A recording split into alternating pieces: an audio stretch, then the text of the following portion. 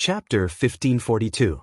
Especially after they were 2 li away from the city gate, they were already very close to the 5-star army. However, when they still couldn't see the enemy cavalry charging out, Sinjar couldn't help but reveal a joyful expression. The distance was too close. Even if the 5-star army cavalry charged, they wouldn't have the advantage of speed. At that time, he would have the complete upper hand. Just as he was sighing in his heart that the 5-star army was only SSO, a flash of fire suddenly appeared in Sinjar's eyes. Just as he instinctively felt that something was wrong, a cannonball landed a few dozen meters away from him. The cavalry at that location immediately let out a burst of cries and howls. Let's not talk about the place where the cannonballs landed and the cavalrymen were blown away. When the nearby cavalrymen heard the loud rumbling sound, they all went crazy. Under the fear, they didn't listen to their master's orders. Instead, they ran around and threw the cavalrymen on their backs off their horses. The cannonball was so loud that it caused the horses to run around like headless flies. There was no need for the 5-star army to do anything. The Sudanese cavalry that was originally in formation was already in chaos. The chaos in the formation greatly exceeded Sinjar's expectations. He originally wanted to charge out, but he couldn't help but slow down. After he realized that something was wrong, he didn't have a better idea. They had already charged out. Could it be that they had to retreat back into the city? The city was currently on fire. If they stayed there, the city would be breached sooner or later. Rather than that, they might as well give it a try. Everyone, don't be afraid. Continue to charge. As long as we charge out, we will live. He shouted loudly to boost the morale of the army. This shout finally stopped the chaos in the cavalry. Of course, the most important thing was that the cannonballs had already been fired. After the cannonballs stopped, the cavalry seemed to have regained their spirit. When they saw that the 5-star army was less than 2 li away from them, in order to survive, they mustered up their courage and ran forward with all their might. Don't be in a hurry. Fire after 300 meters. Seeing that the enemy cavalry was no longer as imposing as before, Commander Xiaofeng felt even more confident. He chuckled and spoke unhurriedly. The effective range of the 95 style was around 400 to 500 paces. If the wind was blowing, it was possible to hit further away. At 300 paces away, anyone who was hit by a bullet would be severely injured, if not killed instantly. The 2 regiments of Cold Vanguard were not in a hurry, but the Sudanese cavalry were excited. They thought that the 5-star army was at their wits' end, and they charged forward bravely with the desire to live. Quick, there are less than 500 steps left. Victory is right in front of us, ha! Protected by his bodyguards, Singal, who was riding on his horse, returned to his usual self of strategizing. His experience on the battlefield told him that at such a close distance, even the 5-star army's cavalry would be restrained by him. He could almost see victory waving at him. 450 steps. 400 steps. 350 steps. 300 steps. Fire! When they were 300 paces away, Commander Xiaofeng's voice thundered. The Cold Vanguard soldiers who had been waiting impatiently for a long time were waiting for this order. The light and heavy machine guns, coupled with the 95-style rapid fire, rained down on the Sudanese cavalry, causing them to fall to the ground one after another. Under the dense barrage of bullets, no one could break through this layer of obstruction and take a step forward. When the bullets hit a person or a horse, the Sudanese cavalry fully understood the principle of courting death by charging forward bravely. Unfortunately, it was courting death. Whoever charged faster would die faster. Under the indiscriminate barrage of bullets, no cavalry could charge within 250 paces, let alone injure the enemy. Seeing batch after batch, at least half of the cavalry died in the charge, the remaining Sudanese cavalry finally had a drastic change in expression. Without waiting for orders, they turned around and fled. In the face of this blockade of death, no one would be able to remain calm. Singal's luck was not bad, perhaps because he did not charge at the front, but he survived. However, there were times when being alive was far more unbearable than being dead. Just like the current hymn, seeing the cavalry under his command fall down wave after wave as if they were cut chives, and then no one was able to stand up again, he was truly scared silly. He had seen the power of firearms before, but they were usually limited to short range, and reloading was very troublesome. Facing the charge of the cavalry, they could only launch one wave of attacks. Needless to say, the accuracy of the attacks was even worse. For the elite cavalry, the lethality of the attacks was very limited. Although they couldn't be ignored, the attacks wouldn't affect the cavalry's charge. They would only cause a certain amount of damage to the formation of the infantry. Unlike the firearms in the hands of the 5-star army, they were really good at reaping lives. The bullets seemed to be endless. The faster the cavalry charged, the more they died. This was an undefeatable enemy.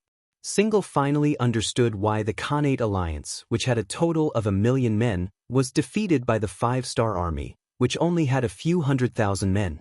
The more he thought about it, the more afraid he became. This nightmare was finally his turn. How could he defeat such an opponent? It seemed like the only choice was to escape. Single was terrified. He led his cavalry of less than 5,000 and turned to flee. They wanted to get out of the firing range of the muskets. As for where to go next, they would not wait for death here. It's finally our turn, right? Charge! The commander of the Mabe division, Xen Honghai, had been waiting for a long time. Seeing the enemy cavalry start to flee, about to escape the firing range of the guns, he laughed and led the cavalry of the Mabe division to charge. Along with them were 10,000 cavalry from Meng 3 division. Although their division commander Chiwen was not in the direction of the South Gate, the leading general still shouted and charged after Mo Bay division. This scene was seen by Beta Persei from afar. At this time, there were 1,000 fully armed black cavalry behind him. Fuck, who ordered them to charge? Hurry, hurry, or we won't even get to drink soup. Beta Persei was anxious. He rushed over as soon as he heard the enemy cavalry rushing out from the South Gate, but it seemed like he was still one step too late. Charge! There were firearms waiting to reap his life. There were countless 5-star army chasing after him, also waiting to reap his life. Seeing that he would die no matter what, Single, who didn't want to die, rolled his eyes and made a very unmanly decision. That was to dismount and surrender.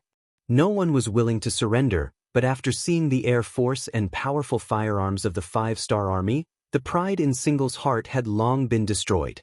After knowing that he would die if he continued to fight, he wisely chose to surrender. Although it would not look good on his face, it was better to live than to die. Only by living could people have the right to talk about everything. Even their commander, Sinclair, had taken the initiative to surrender. How could the soldiers under him still care about their reputation? They immediately got off their horses and knelt down to surrender, causing the 5-star army cavalry to feel as though they were punching cotton. All of this happened to be seen by Yang Er, who was chasing after them. He immediately laughed out loud and thought to himself, "Who told you to not wait for me, your second brother? Great, now you won't have the chance to kill people anymore, right?" The enemies at the South Gate had all surrendered except for those who died in battle. They were not the first to choose to surrender, nor were they the first to end the battle. The progress at the East Gate was faster than them. They were all infantrymen, and they were first attacked by artillery. Many of them were already scared out of their wits. Then, when they finally reached 300 steps in front of the 5-star army, the scene of firearms firing swallowed their last bit of courage. At that time, when the 5-star army cavalry charged, there was no other choice but to surrender. This battle lasted from 9 in the morning to 3 in the afternoon. From the beginning to the end, it was only 6 hours. More than 20,000 of the 60,000 Sudanese soldiers were killed, and more than 30,000 of them surrendered. The battle ended so quickly that the Sudanese people in the city lost all hope. For a time, many people rushed out of the city gate. They were holding bags of various sizes, which were the most valuable things in their homes. They knelt on the ground and begged the 5-star army not to kill them. They surrendered. "Young master, do you want to send someone into the city to take a look?" Beta Persei saw that the people in the city had come out to surrender. He thought that Lahore city was already in his hands, so he said with a smile, "There's no need. The temperature in the city isn't too low right now. Moreover, the fire hasn't been completely extinguished yet. Let's wait a little longer." We don't lack the time to wait. Yang Chendong shook his head. Yang Xie was able to achieve what he had today under his leadership. Naturally, Dazang played a very important role, but at the same time, his cautiousness was also very important. Otherwise, in the face of so many ambitious and ruthless people, he would have been eaten alive long ago, leaving not even his bones behind. Yes. Facing Yang Chendong's cautiousness, Beta Persei's face also became a lot more serious. He also began to reflect on whether he was a little too complacent after winning the battle. It seems that he has to change in the future and become more calm. It's just that Beta Persei has nothing to do with the word calm. It was not easy to teach this kind of person, who would shout and scream whenever there was a battle, to be cautious. Chapter 1543. The city of Lahore changed hands just like that. Because the 5-star army had set up an encirclement in advance and did not let any enemy escape, the news did not spread. It was likely that many people were still hoping for a counterattack. The Indian army was the most typical example. The world's first cavalry army and the first cavalry army were like two meteors that streaked across the sky. They entered the Indian territory at lightning speed and took over the important border city of Tultan. Next, they split up and attacked from two directions. In a short period of time, they caught the Indian army off guard and took over a dozen cities. When the news reached the capital of India, King Jawaharlal Nehru was really shocked. He originally thought that the appearance of the 5-star army would lead to a battle with the Delhi Sultanate. By then, no matter who won or lost, he would be able to act according to the situation. He would have ample time to prepare and reap the benefits. Who would have thought that the enemy would appear so soon? Also, from the information he received, the 5-star army did not take over Lahore. How did they have the courage to enter the Indian territory? Was they not afraid that the Sultanate would cut off their path of retreat? At this time, Nehru still could not see his own weakness, which was being conservative. He rarely fought outside. Occasionally, he would send troops to fight against small countries like the Sultanate. This made him feel very good, and he thought that the Indian army was invincible. This mentality of not being able to go out and take a look was similar to the mentality of the Qing army in the late Qing dynasty. When such an army encountered a truly powerful force, the opponent would teach them how to behave in a matter of minutes. There were too many things that he could not understand, but time did not allow Nehru to think too much. He also received news that the battleships of the 5-star army had begun to move towards some coastal towns in the country. Unfortunately, the city he was in was close to the Arabian Sea and the Indian Ocean. This kind of attack from both land and sea really gave him a headache. If it was only a unilateral attack by the army or navy, he would not be afraid. India had a population of nearly 10 million. In addition to the 500,000 standing army, it could recruit no less than 1 million troops at any time. With this, he was confident that he could use the human wave tactic to drive out any opponent that entered the country. However, when the land and sea came together, he felt very passive. It seemed that he couldn't attack either one first. Moving the capital. After thinking about it, it seemed that this was the only decision that could solve his crisis in the shortest time possible. As long as he was far away from the coastal cities, the threat of the 5-star army's navy would be reduced to the lowest. At that time, he would have more than enough time to fight against the 5-star army. Moving the capital was a huge matter and involved too many things. It wasn't something that could be done just because one wanted to. When Zhu Di wanted to move the capital of the great Ming dynasty from Nanjing to Beijing, he had prepared for several years. However, what Nehru lacked the most now was time. If he continued to wait, how many more cities would the 100,000 cavalrymen of the 5-star army attack? Also, once the 5-star army's navy appeared outside Mumbai, he could only passively take a beating. In order to not worsen the situation, Nehru first chose the location of the new capital, which was Bidar city in the central region of the country. Not far from the city was the Godavari River, which could be used as a barrier to block the charge of the 5-star army's cavalrymen. Moreover, there were many mountains and roads that were not convenient. If it was during normal times, it would be somewhat unsuitable as the capital. After all, it was not conducive to economic development.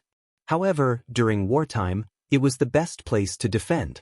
It was similar to Chongqing in the country. After making the decision, Nehru summoned the civil and military officials and announced the decision in person. After that, he did not dare to say that there were objections and announced the dismissal of the court. He also needed time to arrange everything. For example, the number of concubines and children in the palace was quite a lot. The sudden move of the capital shocked many people. For example, most of the officials had bought a lot of properties in the capital. Those were things that could not be taken away.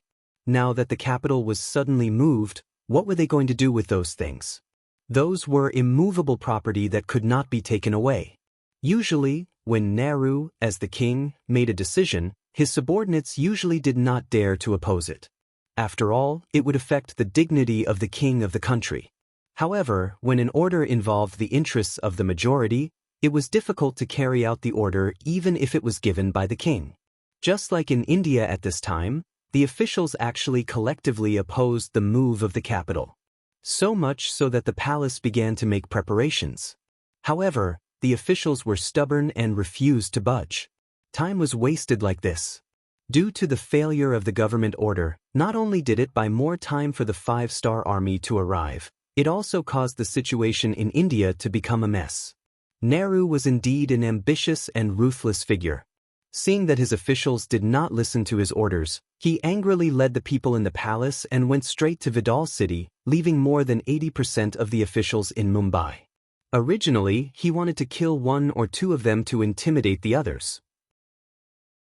However, he was afraid that if he really did that, it would cause internal strife and cause everyone to oppose him. So, he had no choice but to do it. The king actually left, bringing only the members of the royal family and less than 20% of the obedient officials with him. When the news spread out, the officials became a little anxious. They were blaming themselves for pushing the king too hard. Should they lower their heads and follow the king when he left? State Preceptor Chiao Han stood up and publicly said that moving the capital was an important matter for the country. How could it be done just like that? The king's action was mostly to throw a tantrum. As long as the officials did not leave with him, it would not be long before the king would definitely return. When the time came, everyone would collectively go forward and admit their mistakes, and the matter would be over. The state preceptor's words struck a chord in the hearts of some people. For a time, they followed him. As the state preceptor, Chiao Han enjoyed a very high status in India. Now that he stood up and said these things, many people thought that they had found the root of the problem. As a result, even if the king left the capital, the officials still had no intention of following him. How would they know that some of Chiao Han's actions had already incurred Nehru's dissatisfaction? Chiao Han was the one who had previously prevented him from helping the Khaganate send troops. Because of this, Nehru had long thought of replacing him. If it were not for the change in the situation, George would have been arrested and punished by now. Nehru knew this, but the officials did not. So, after the king was gone, everyone instinctively followed the state preceptor's lead. However, others did not know, but as the state preceptor himself, Chiao Han knew. Feeling that his position was in danger, in order to save himself, he took the initiative to look for Yunk this time. After a discussion, these words came out. Yunk, the former director of the Foreign Affairs Group of the Security Bureau, was transferred to the Central Asia region more than a year ago to serve as the branch director. His most glorious achievement was to instigate the rebellion of the famous General Chen Di of Jiaoji, Yunnan province, as well as Long Qi, He Guang, and others of the Lansong kingdom. Considering that he was good at this time, he was entrusted with the position of the branch director of the Central Asia Region Security Bureau by Director Yang San. As soon as he came here, Yunk investigated a lot of information and selected some people who could be targeted. This state preceptor Chiao Han was among them. Under his efforts, the greedy Chiao Han really became good friends with Yunk. In front of a large amount of gold and silver, although he had vaguely guessed Yunk's identity, Chiao Han did not mention it. He even helped him to do a big thing, which was to prevent King Nehru from sending troops to help the Khaganate alliance. It seemed that he was living off the Khaganate alliance, but in fact, things like collusion with foreign countries were too common in history.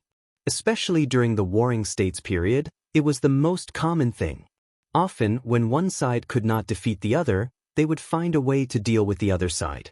Then, there would be cases of troops retreating when they almost reached the capital of a country. In the end, Xiao Han was the state preceptor, not the king.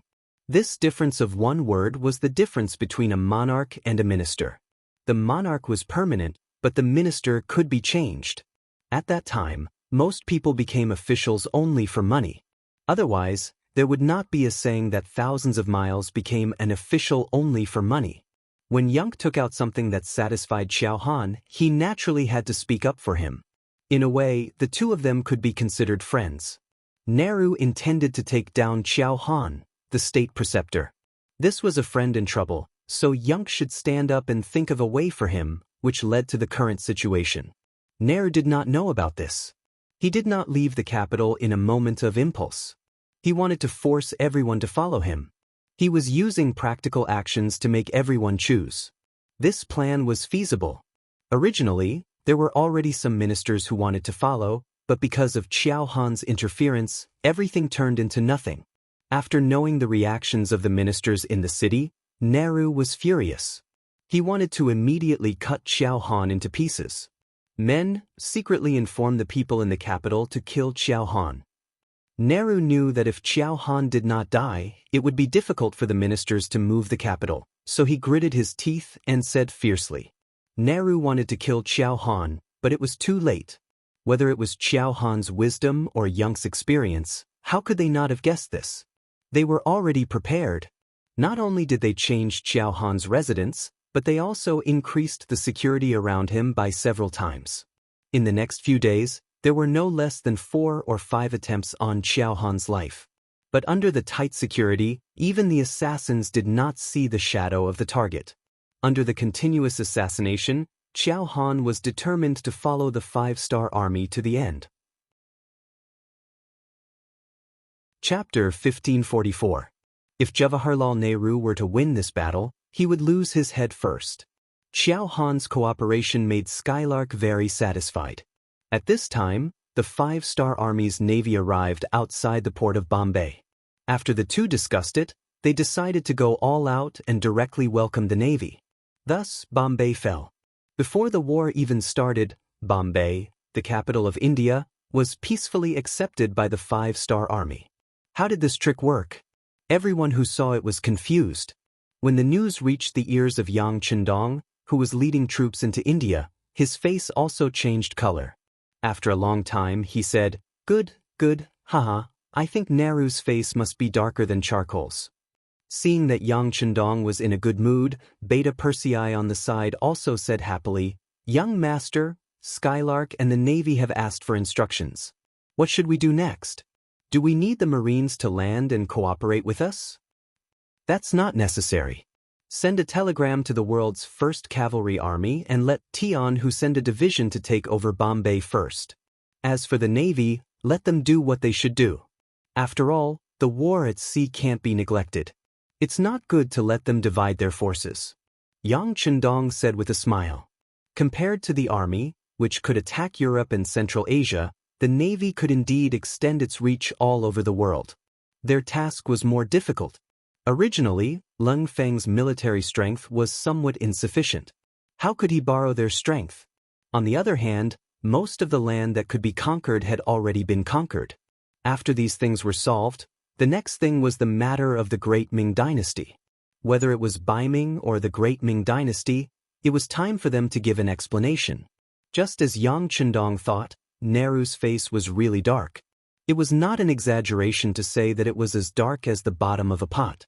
Before this, he had never thought that a mere subject, even if he held the position of the state preceptor, could he sell out the entire country? At this point, it was useless to blame Xiao Han. However, he had to avenge the loss of the country's capital. He had already received news that the 5-star Army's navy had evacuated from Bombay, leaving behind 10,000 5-star Army cavalry. Since this was the case, he must take back the country.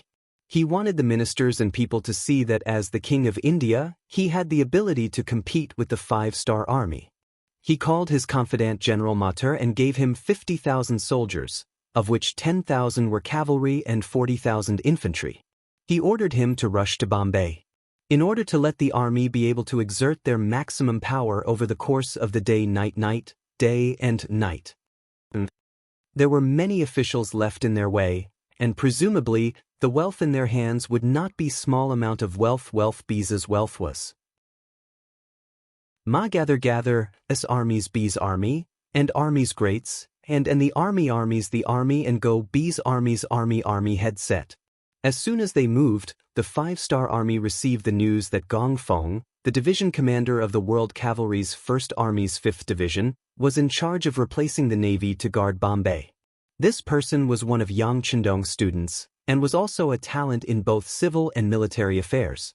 Tian who sent him to guard Bombay after much consideration. For example, once the Indian Army counterattacked, the 5th Division commander would definitely not disappoint the mission. In Bombay, when Yang reported the news to Gong Feng, he also carefully observed the division commander who was nearly 30 years old. When he saw that Gong Feng was not anxious, his eyes were as calm as water, and when he looked carefully, a trace of excitement could be seen. Yang knew that his worries were unnecessary. Director Yun, I will leave 2,000 cavalry for you. At that time, I will need you to take care of the security in the city. Gong Feng already had a plan in his mind. He was afraid that the enemy would not come. Since they came, there was no reason to let them go. Well said, well said. Seeing that Gong Feng was so polite, Yang did not dare to be the slightest bit careless. In terms of rank, one was the branch chief of the Security Bureau, and the other was a division commander. No one could say for sure who had a higher rank. However, the other party came from the World Cavalry's 1st Army and was Yang Chendong's student. How could a division commander compare to him? Anyway, Yang knew one thing. If he provoked this person, he was an existence that could go straight to heaven. He might not dare to act first and report later, but as long as his mouth was crooked and he said something wrong, it would be enough for him to bear the consequences. Seeing Yang's cooperation, Gong Feng just smiled. For him, a branch chief of the Security Bureau was really nothing in his eyes. However, he would not offend the other party for no reason. In short, everyone just had to cooperate with each other. After leaving a regiment of cavalry to Yang, Gong Feng left with the other 4 regiments at night. Because the 5-star army implemented a curfew after they entered the city, no one noticed that so many cavalry had left the city. Even the spies that Nehru left in the city did not know about it. Gong Feng had already made arrangements for the 5-star barracks in the city. He got the soldiers to shout in unison when they had nothing to do, creating the impression that they were training with a large number of people. This could fool some people for a short period of time. After the matters in the city were arranged, Gong Feng left the city. As for where he went, even Yang did not know. However, he had a feeling that this general had set up some kind of trap for the enemy to come and take advantage of. However, he did not know if the enemy would fall for it. Would it be inappropriate? Could you please remove the word, no? The answer was obvious. He would definitely fall for it. This was because Ma Tuer, who was leading the troops, did not know what was happening in the city. He got the news from his spies that everything in Mumbai was as usual. He did not see any reinforcements from the 5-star army, nor did he see any movements from the 5-star army in the city. Caution is the parent of safety. Order the cavalry to be at the back and the infantry to be at the front. Ma Tuer was entrusted with such an important task by Nehru, so he naturally had a certain level of ability. He did not think that the 5-star army did not know about his arrival. However, the other party still did not do anything. This was somewhat thought-provoking. Before figuring out the true intentions of the other party, Ma Tuer decided to be careful. He placed his cavalry at the back so that if something unexpected happened, he could change according to the situation. It was this move that saved Ma Tuer's life. This was because at this time, Gong Feng had already surrounded them with 4 regiments of the world's 1st Cavalry Army, who said that a small number of people could not surround them. With more people, there were still many mountains, forests, and rivers in this area. Gong Feng had already dug a hole and was only waiting for the enemy to enter the hole before pulling in the net. The Indian Army was given another name by the netizens in the future, Indian Army. We all know that Indian Army likes to cheat and do some crazy things. In particular, Their arrogance left a deep impression on people. It was like during a military parade, a motorcycle often carried dozens of people. If one said that it was a peacock spreading its tail, then it would be a shame to the beautiful peacock. At this time, although the Indian Army did not have the nickname Indian Army, when it came to arrogance, they were not at all inferior. They were also very poor and arrogant. Their so-called 500,000 standing troops were just some civilian groups that were of moderate age but did not have any formal training. Perhaps in the eyes of many people, the younger troops were a sign of strength. Therefore, other than age, they could be said to be lacking in other aspects. Just like the weapons in their hands now, there were all kinds of weapons. There were long spears, long knives, long swords, short swords, and some wooden sticks mixed in. It gave people the feeling that it was a hodgepodge. However, such an army still had a complacent look. It seemed that no matter what kind of opponent they encountered, with their youth and strength, they could charge and win. They wore unlined clothes, and it was obvious that there was no cloth armor on them, not to mention armor. With such equipment, even Yang Xie's local troops could not enter. Now that they were targeted by the elite of the elites, the 1st Cavalry Division, how could they have a good time? When night came, the Indian Army was still hurrying. This was not because they were very obedient, but because Mathur, as the general of the army, had painted a big pie for them. After reaching Mumbai, they could loot for 5 days. It was this noble idea that made it impossible for them not to be faster. It seemed that if they were late by 1 step, they would not be able to get anything. This caused the formation of the Indian Army to be in disarray. Many of them were already panting heavily, but no one was willing to give up on the journey and give up on their dreams and goals that they couldn't achieve.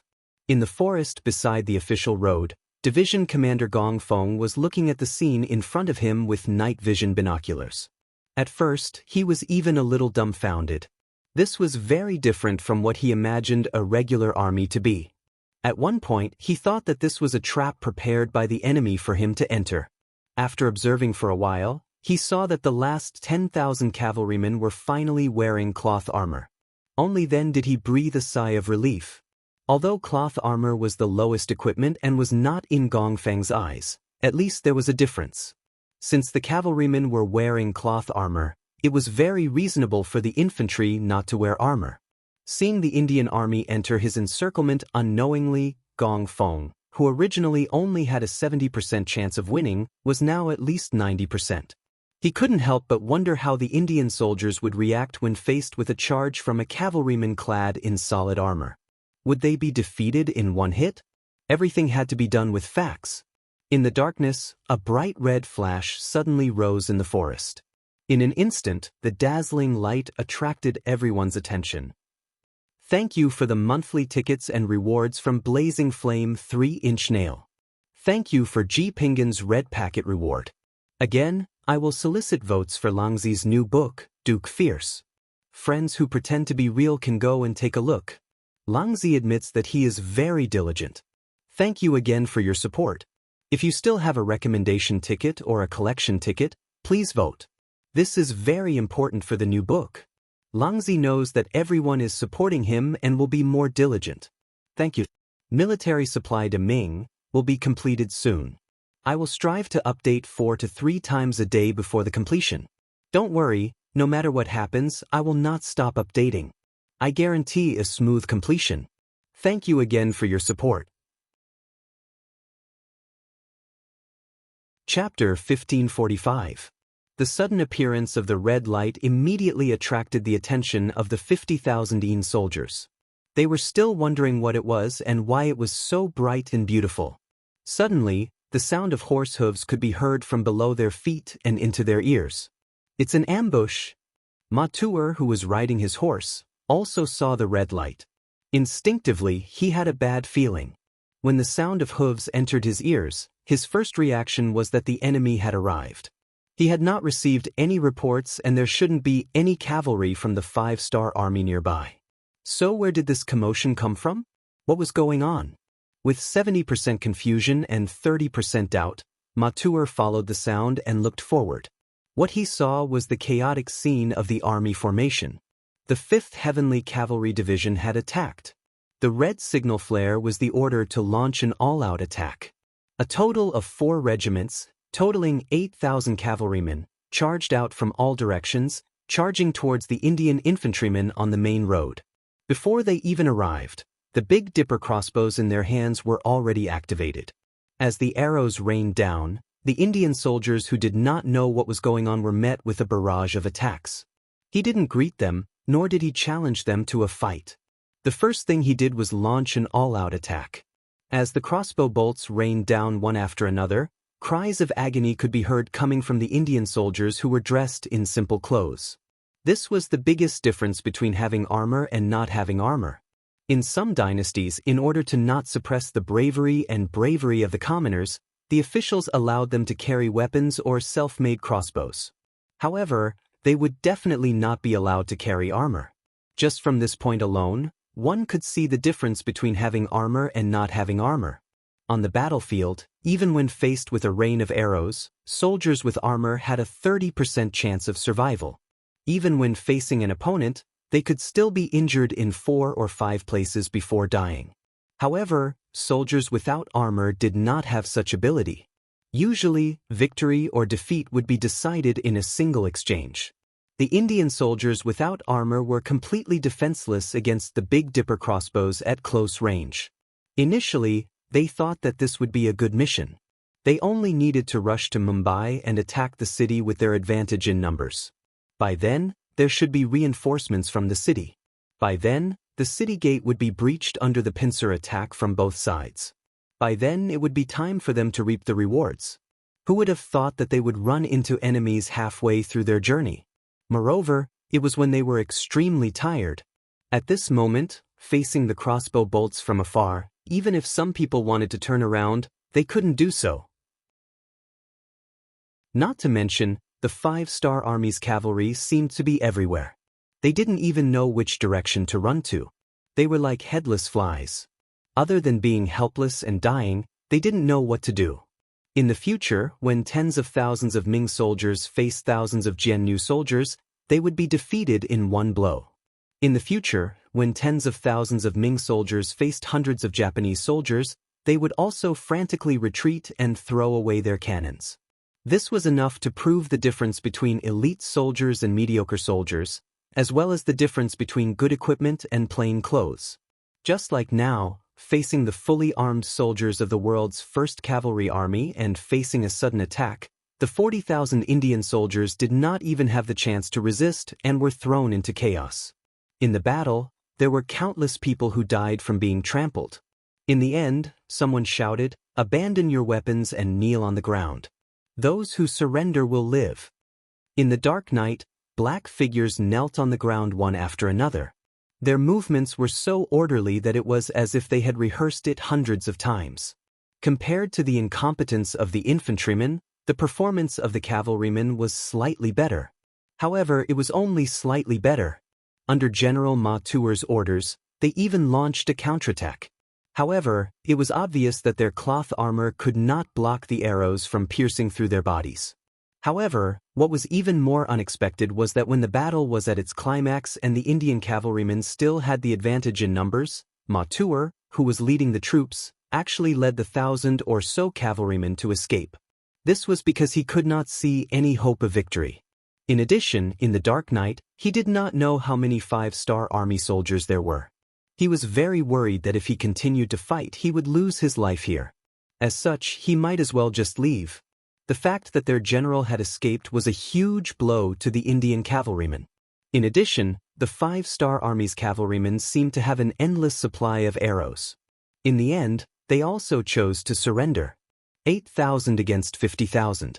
With the advantage of equipment and combat experience, the battle was over in just over 6 hours when the sun rose.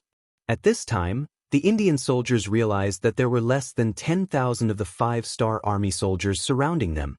However, at this moment, they no longer had any weapons and were like meat on a chopping board. They could not muster up any will to resist. When evening came, Division Commander Gong Feng led the army back to Mumbai with 30,000 Indian soldiers.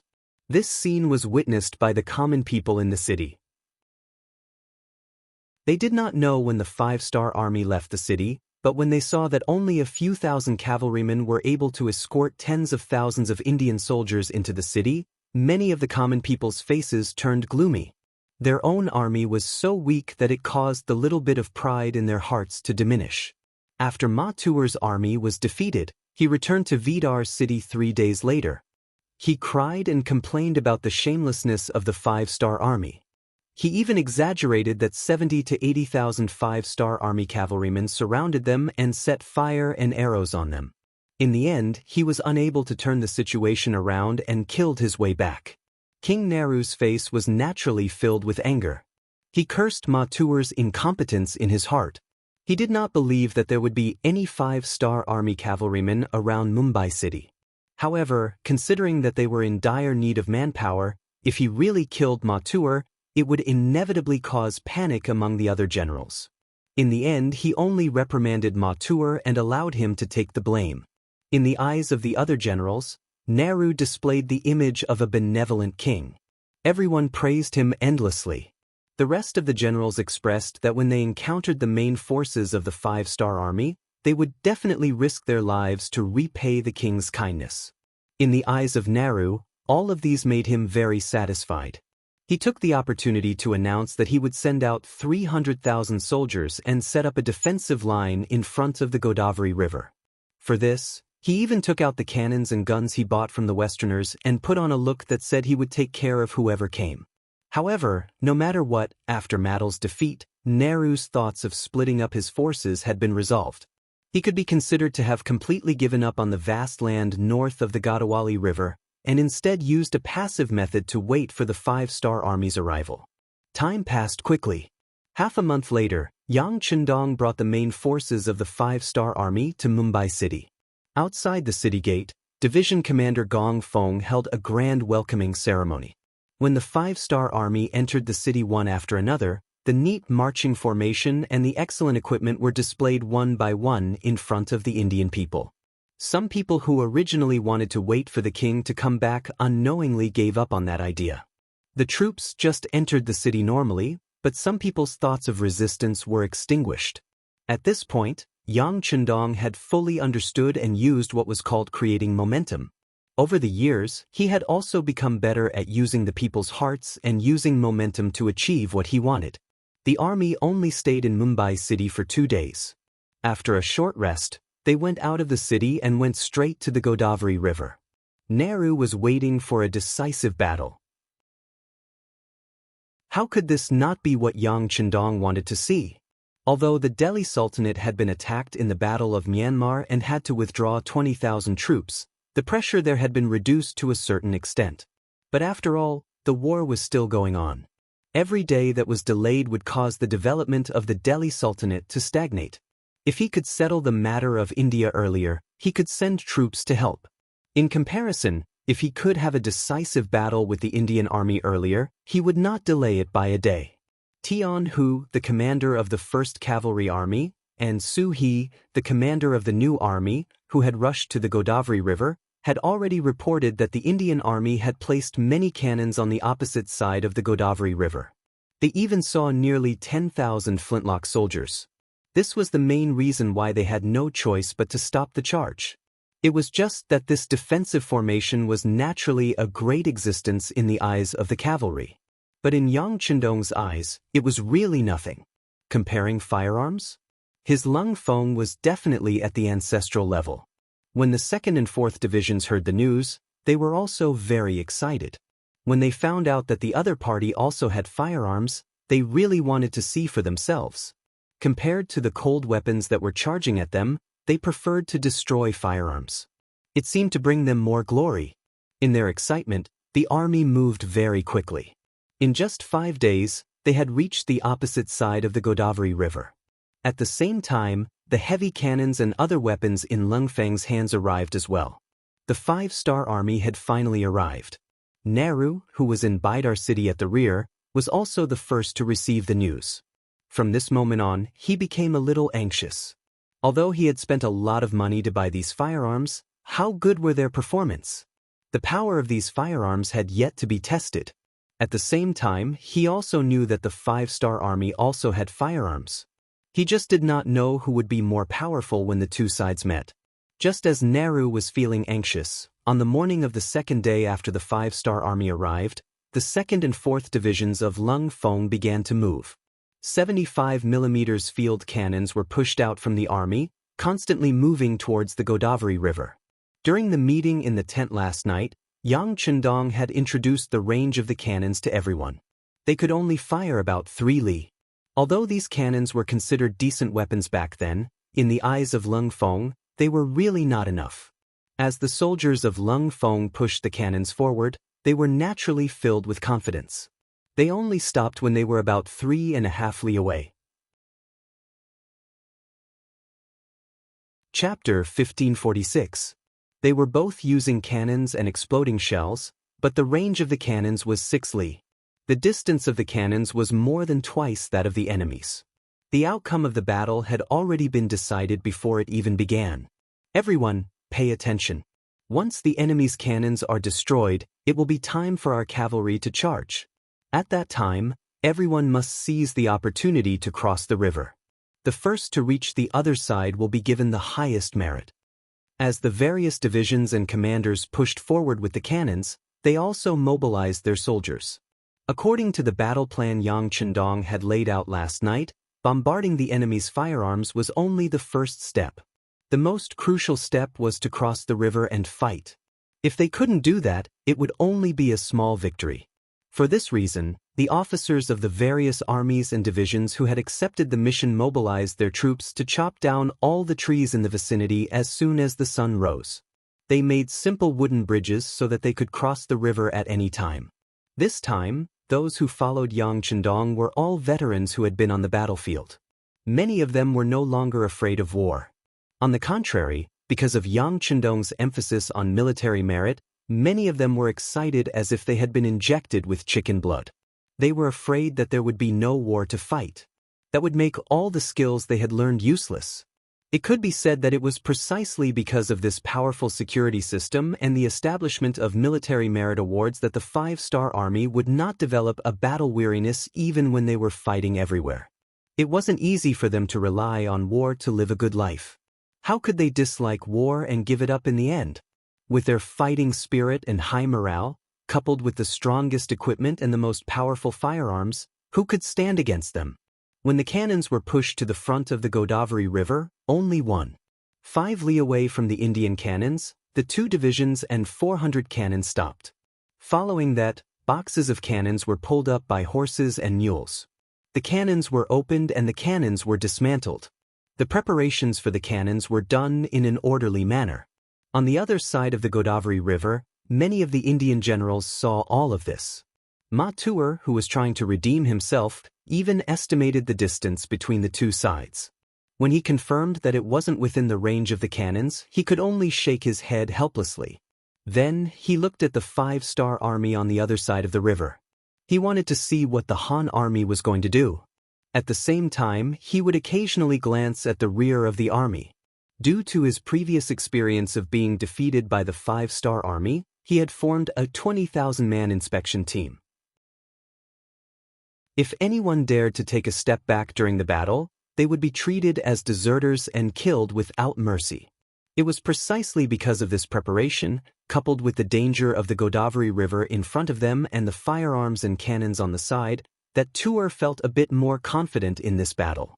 Last check, reload the cannons in 3 minutes.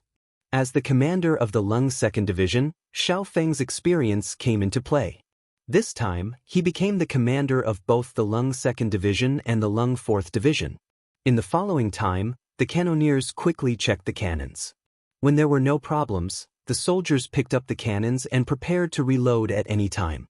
Xiao Feng turned around and after confirming that there were no problems, his expression turned serious. As he shouted for the cannons to fire, the small red flag in his right hand fell down.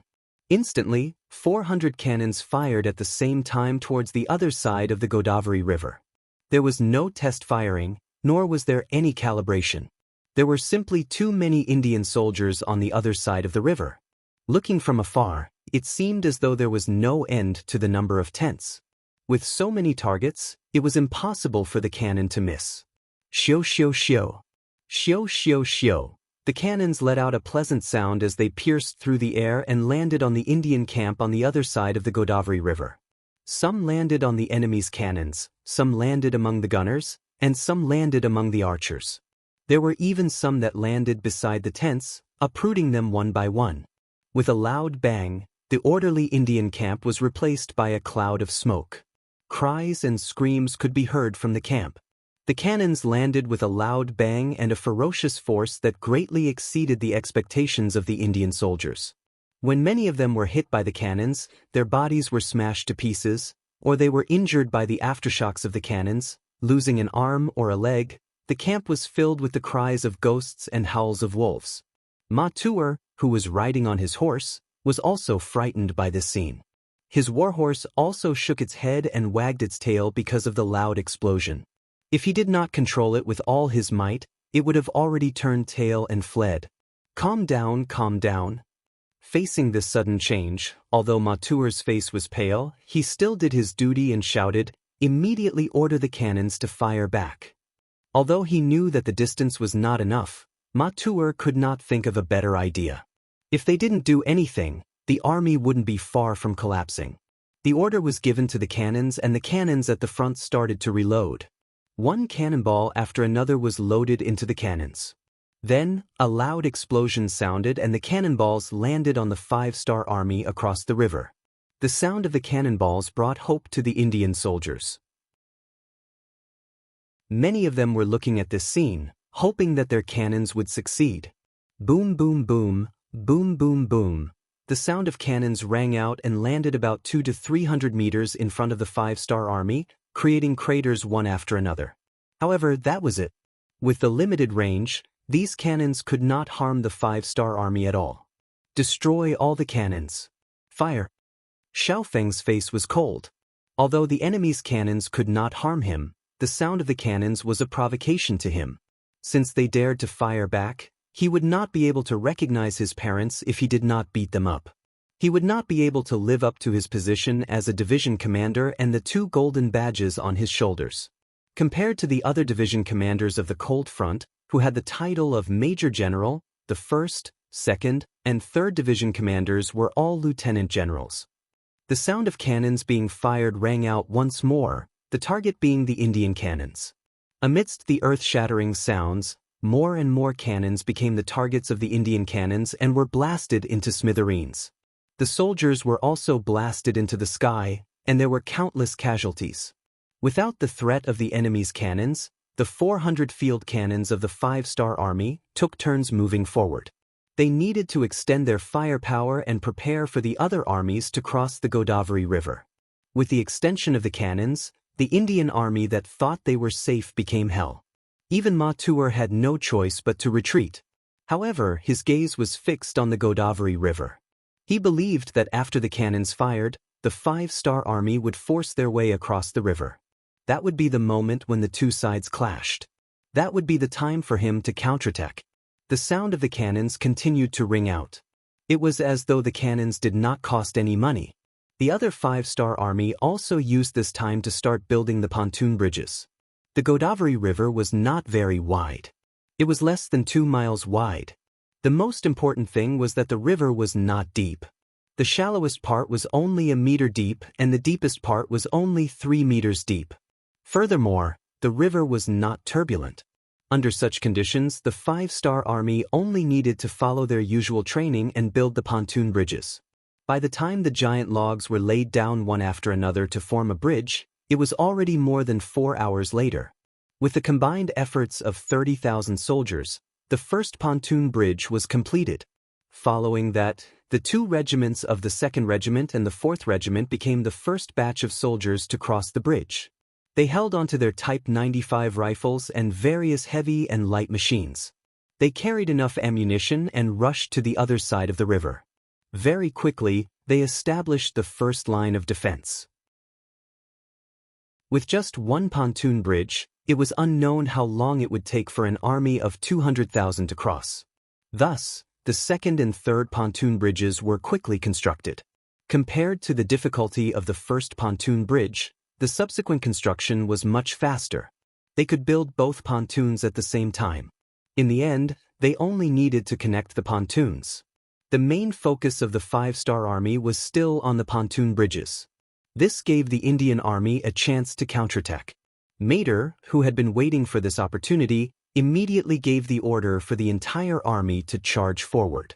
Not only did they have to blast the five-star army into the river, they also had to destroy the pontoon bridges.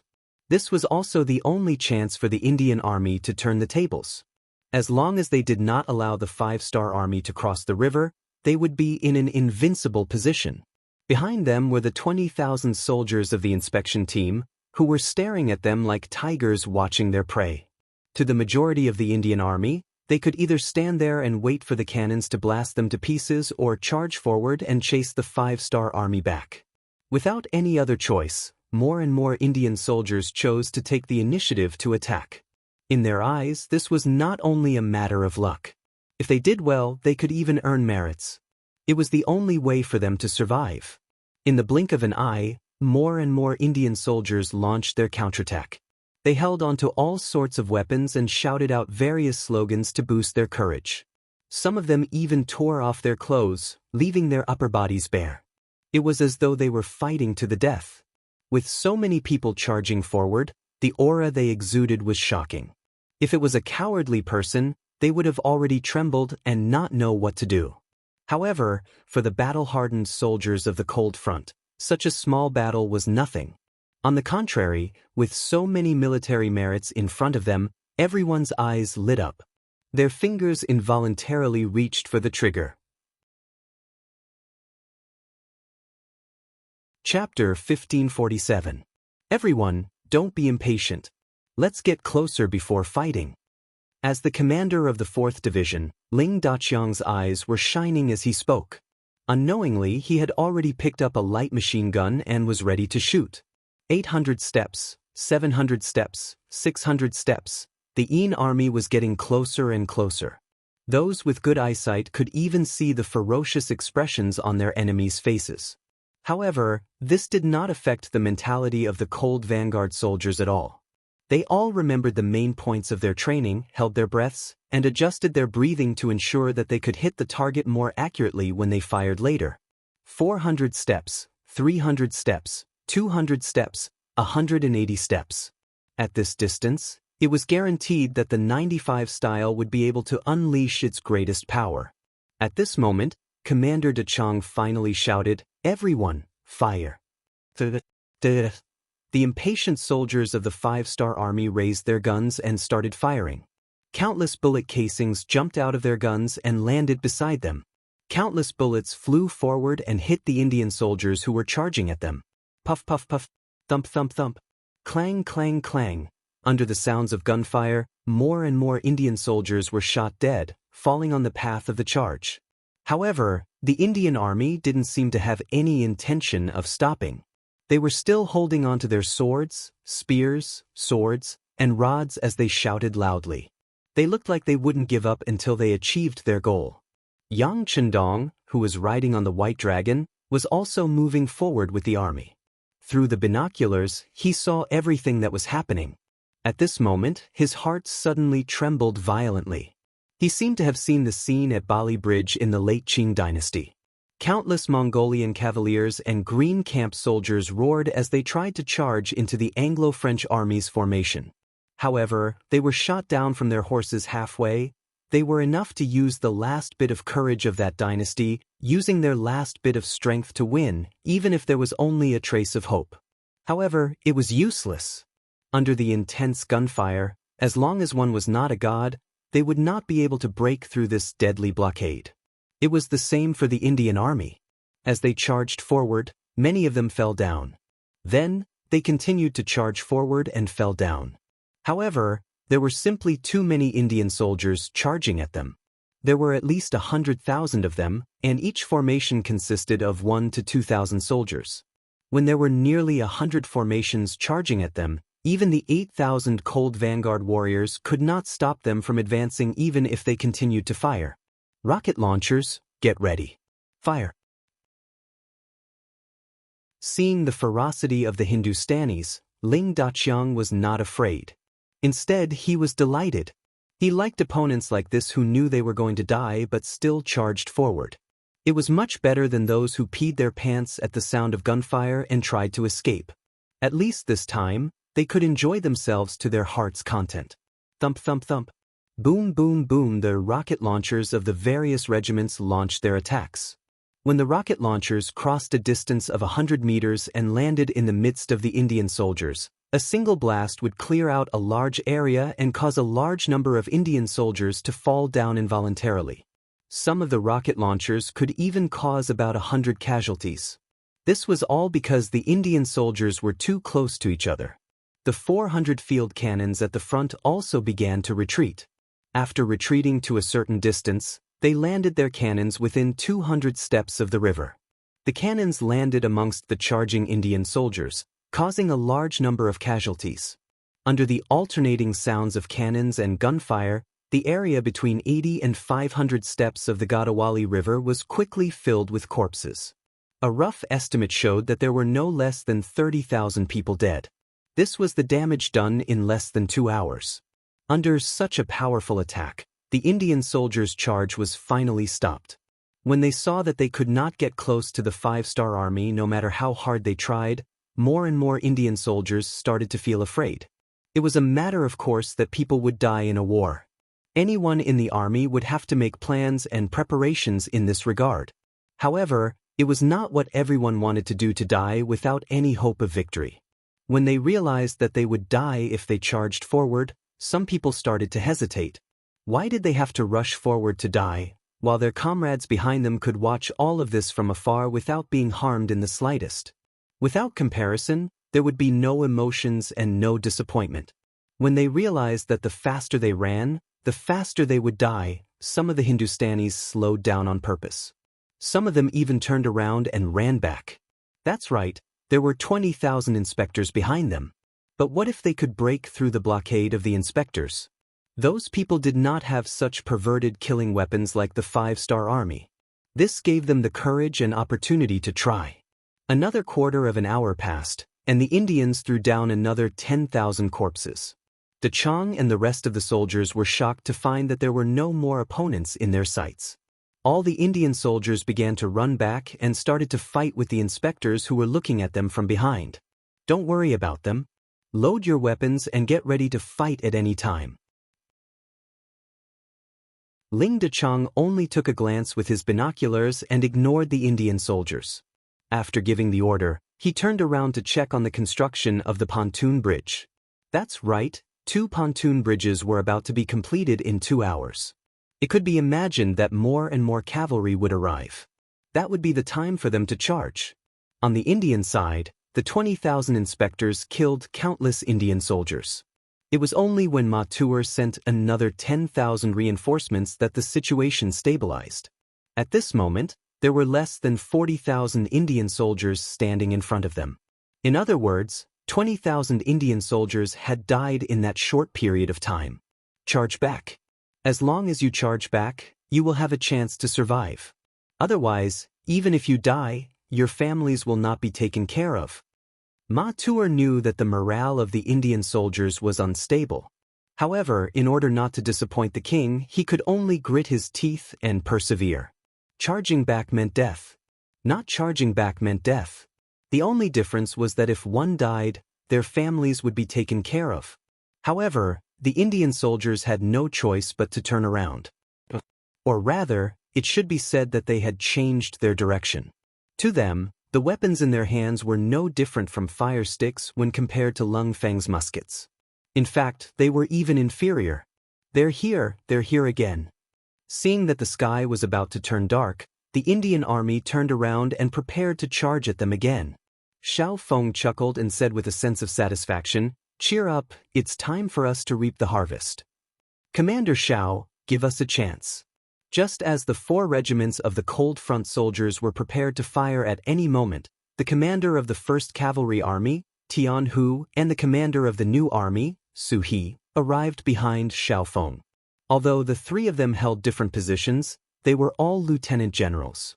In terms of status, they were about the same. Therefore, They were very polite when they spoke to each other. When the two commanders spoke to Xiao Feng in unison, he also felt a trace of pressure. What? Have the armies of the two commanders already crossed the river? Xiao Feng asked, not answering the question directly.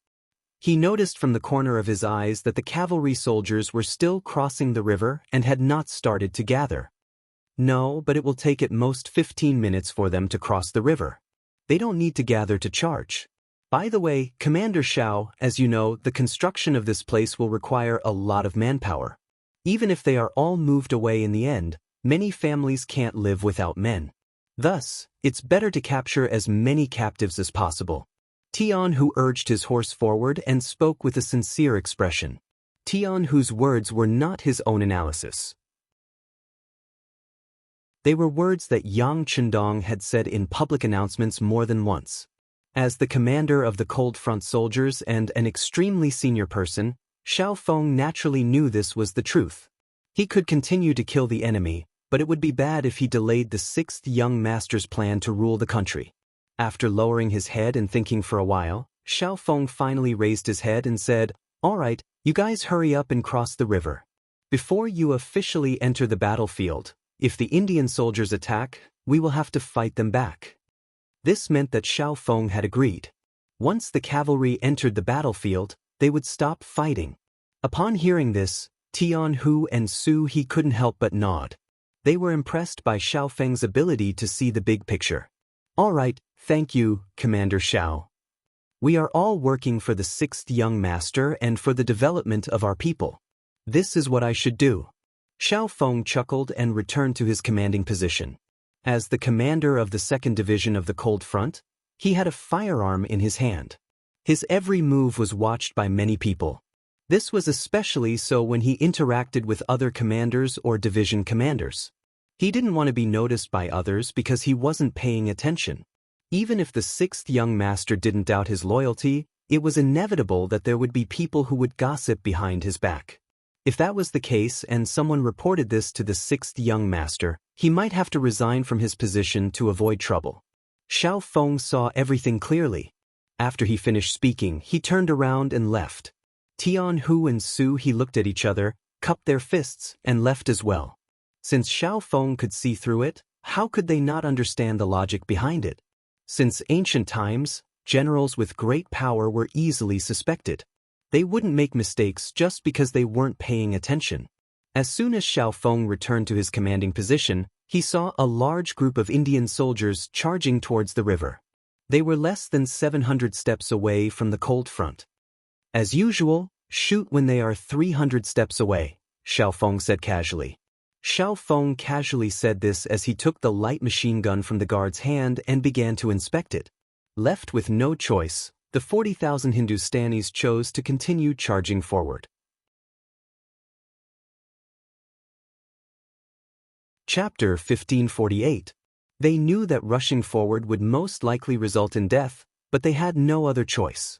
General Mader obviously wanted to use them to consume the ammunition of the 5-star army. The only thing they could do was to be a somewhat useful live target. Knowing that they would die, most of the Hindustanis simply threw away the weapons in their hands. To them, in the face of firearms, there was no difference whether they had weapons in their hands or not. Since that was the case, they might as well die in a relaxed manner. A total of 40,000 people walked forward step by step in a densely packed formation. Some soldiers even held hands with each other.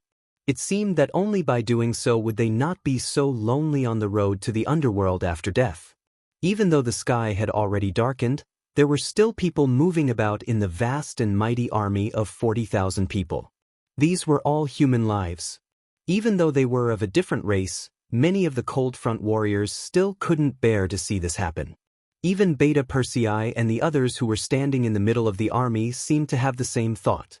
Many of them even deliberately looked at Yang Chendong, who was riding on the white dragon. Perhaps they wanted their master to be merciful to their opponents. How could Yang Chendong not feel the gazes of these people intentionally or unintentionally looking at him?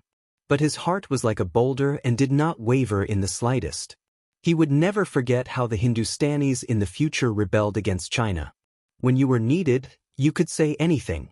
When you were not needed, You could be as cruel as possible.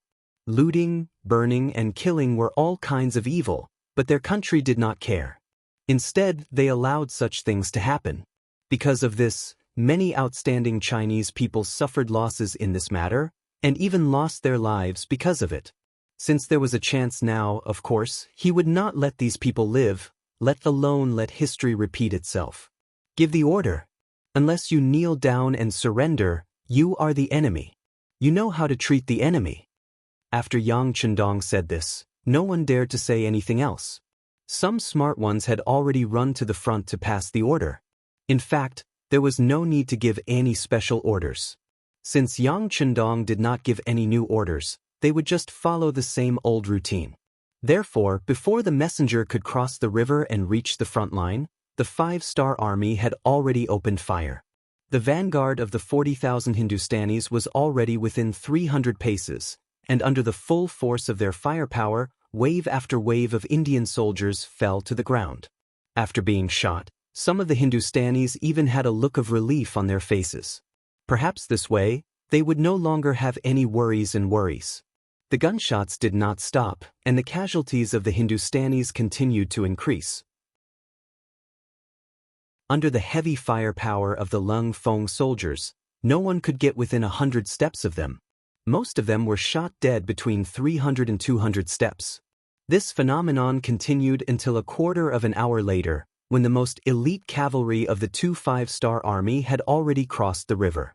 Then, without waiting for the formation to be completed, the two commanders, Tian Hu and Su He, commanded the cavalry to charge forward, one on the left and one on the right. The moment the cavalry charged, the Lung Fong soldiers stopped shooting. In just a short while, bullets had already fallen to the ground beneath their feet. Now that they no longer had to shoot, many of the soldiers began to massage their arms. It was obvious that shooting was a strenuous job, and it was very tiring to shoot for a long time. Charge! Those who drop their weapons and kneel down will live. Tens of thousands of the 5-star army's elite cavalry charged, and the battle cry rang out everywhere. They shouted in the Hindustani language that they had just learned. In fact, it was just a Hindustani language to force the enemy to surrender, and it was not difficult to learn. Just a moment ago, they were still facing firearms attacks, and suddenly, the enemy changed tactics. Many of the Hindustanis widened their eyes, and they did not know what to do. It was true that infantry was at a disadvantage against cavalry, but it was not to say that they did not have a chance. But when they wanted to fight back, they found that the weapons in their hands had been thrown to the ground at some point. At this time, how could it be so easy to find them in the dark? Run! Seeing that the Han cavalry was getting closer, many of the Hindustanis' faces changed. To them, they would rather be killed by a flintlock. At least they would die a quick death. However, if they were hit by a warhorse, it was very likely that they would not die immediately. Instead, they would have to suffer a lot. This was not what they wanted. The tens of thousands of Hindustanis were all panicking, and the originally orderly formation became very chaotic. Everyone turned around and ran. It was as if whoever was a step slower would suffer the pain of being trampled by 10,000 horses. In such a chaotic environment, how many people would seriously listen to the 5-star army slogans to surrender? Due to the cavalry's charge, the battlefield became even more chaotic. This greatly exceeded the expectations of Grand General Matu Air behind him. He did not deny that the infantry was sent to exhaust the 5-star army's ammunition. He had seen the firearms that his king bought from the West, and he knew that it required a lot of gunpowder to fire. Once there was no gunpowder, the gun was no different from an ordinary stick. He hated the fact that the 5-star army appeared and destroyed his artillery and firearms. Otherwise, he would not have to use manpower to exhaust bullets in exchange for a chance to win. However, who would have thought that the gunshots would stop? Just when he was thinking that the 5-star army's gunpowder was about to run out, he suddenly saw the black shadow rushing back. Not only that, the ground under his feet began to tremble. What's going on? After Matu Air exclaimed, he instantly thought of a possibility. Then he said in shock, "Not good, the 5-star army's cavalry has already crossed the river. They are charging. Come, archers, where are the archers?" "Prepare to counterattack." As he shouted, Matua's eyes revealed a hint of joy. Although the cavalry was not easy to deal with, it was still better than the untouchable firearms. Once the Han cavalry's momentum was restrained, perhaps his opportunity would come. For example, he could push the enemy back and then take the opportunity to lead his troops to charge. With the Han cavalry's cover, the five-star army's firearms would not be able to fire casually. This would create an opportunity for him to rush to the river. This sudden turn of events had indeed caught many of the Indian generals off guard. But after hearing the great generals shout, many people calmed down from their panic. Then many of the soldiers picked up the bows on their backs and prepared to counterattack. In the dark, there was a limit to the accuracy of a bow and arrow. Unless it was a godly archer, the arrow that was shot out would most likely fly off to who knows where. Fortunately, they had enough soldiers.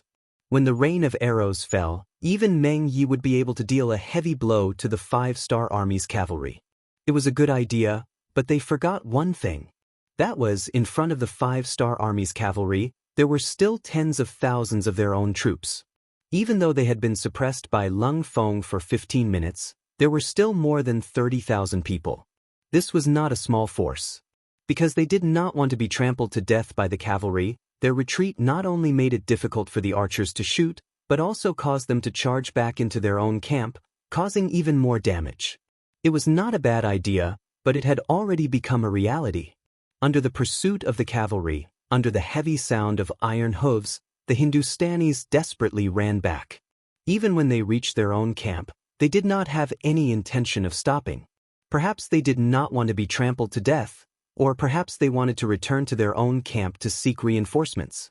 But no matter what, they still charged back, causing damage to Matua's defense and the archers' counterattack. It's a success. Everyone, extend the cannons and bring out those mortars as well. With the help of the binoculars, Yang Chendong saw the Hindustanis frantically running back and his own cavalry chasing after them. Although he could only see a rough picture in the dark, with his many years of experience, he believed that it was a success. Soldiers were defeated like a landslide. This was the scene in front of him. Once the situation on the battlefield became irreversible, even if they wanted to, it would be impossible to reverse the situation. When Beta Persei heard that they were going to use the mortars, how could he remain calm? He immediately agreed, turned around, and rode away. Not long after, the rumbling sound of cannons could be heard. This was not the self-made field artillery of the five-star army's military factory, but the sound of a 100mm mortar. In comparison, it could hit a distance of more than 10 miles and could kill people. The shells landed behind the Hindustani army, causing great damage and completely disrupted Matua's previous arrangement. He always thought that a 6-mile bombardment was the limit of the five-star army. He thought that the place where he was standing was very safe. But who would have thought that there would be such powerful cannons? Seeing that the rear of the army had also been hit by the cannons and was in chaos, he said with a sorrowful expression, "Retreat, retreat all the way back to Vidal City." The Hindustani army, who had been in a passive position, finally admitted defeat under the great power of the mortars and the five-star army's trump card. Fortunately, Matua was decisive in his actions. Under his decisive command, 100,000 of the 300,000-strong army managed to escape back into the city. And this battle had basically crushed the Hindustani army's will to resist. The sky was finally bright. At this time, under Yang Chendong's command, the army basically joined the battle. But because the Hindustani army was already in a mess and had no strength to resist, most people were just capturing captives. The battlefield was big enough, there were enough enemies, there was a language barrier and very few people cooperated. The capture of captives actually took 2 days and 1 night. It was not until noon on the 3rd day after the battle began that the battlefield basically stopped. Yang Chendong looked at the report that had just been sent to him. In this battle, they had killed more than 70,000 enemies and captured nearly 130,000 enemies. He knew that the Hindustanis were about to be finished. Chapter 1549. In Bidar city, General Matua led the defeated army back to the city, and Nehru was shocked when he heard the news. That was 300,000 people, even 300,000 pigs couldn't be slaughtered so quickly, right? Although Mathur had brought back 100,000 people, it still made Nehru very angry. He had hoped that the 300,000 men would hold off the five-star army, and once the stalemate reached a certain point, he would look for an opportunity to counterattack.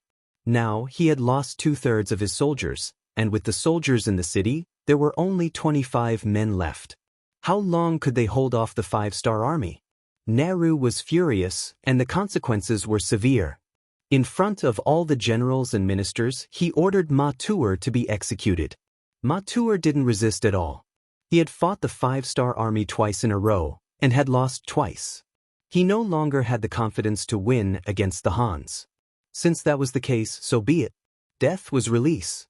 After Nehru killed Mathur, he personally took command. He wanted to bring the 250,000 soldiers in the city to fight a decisive battle with the five-star army in Bidar city. This was also a national war.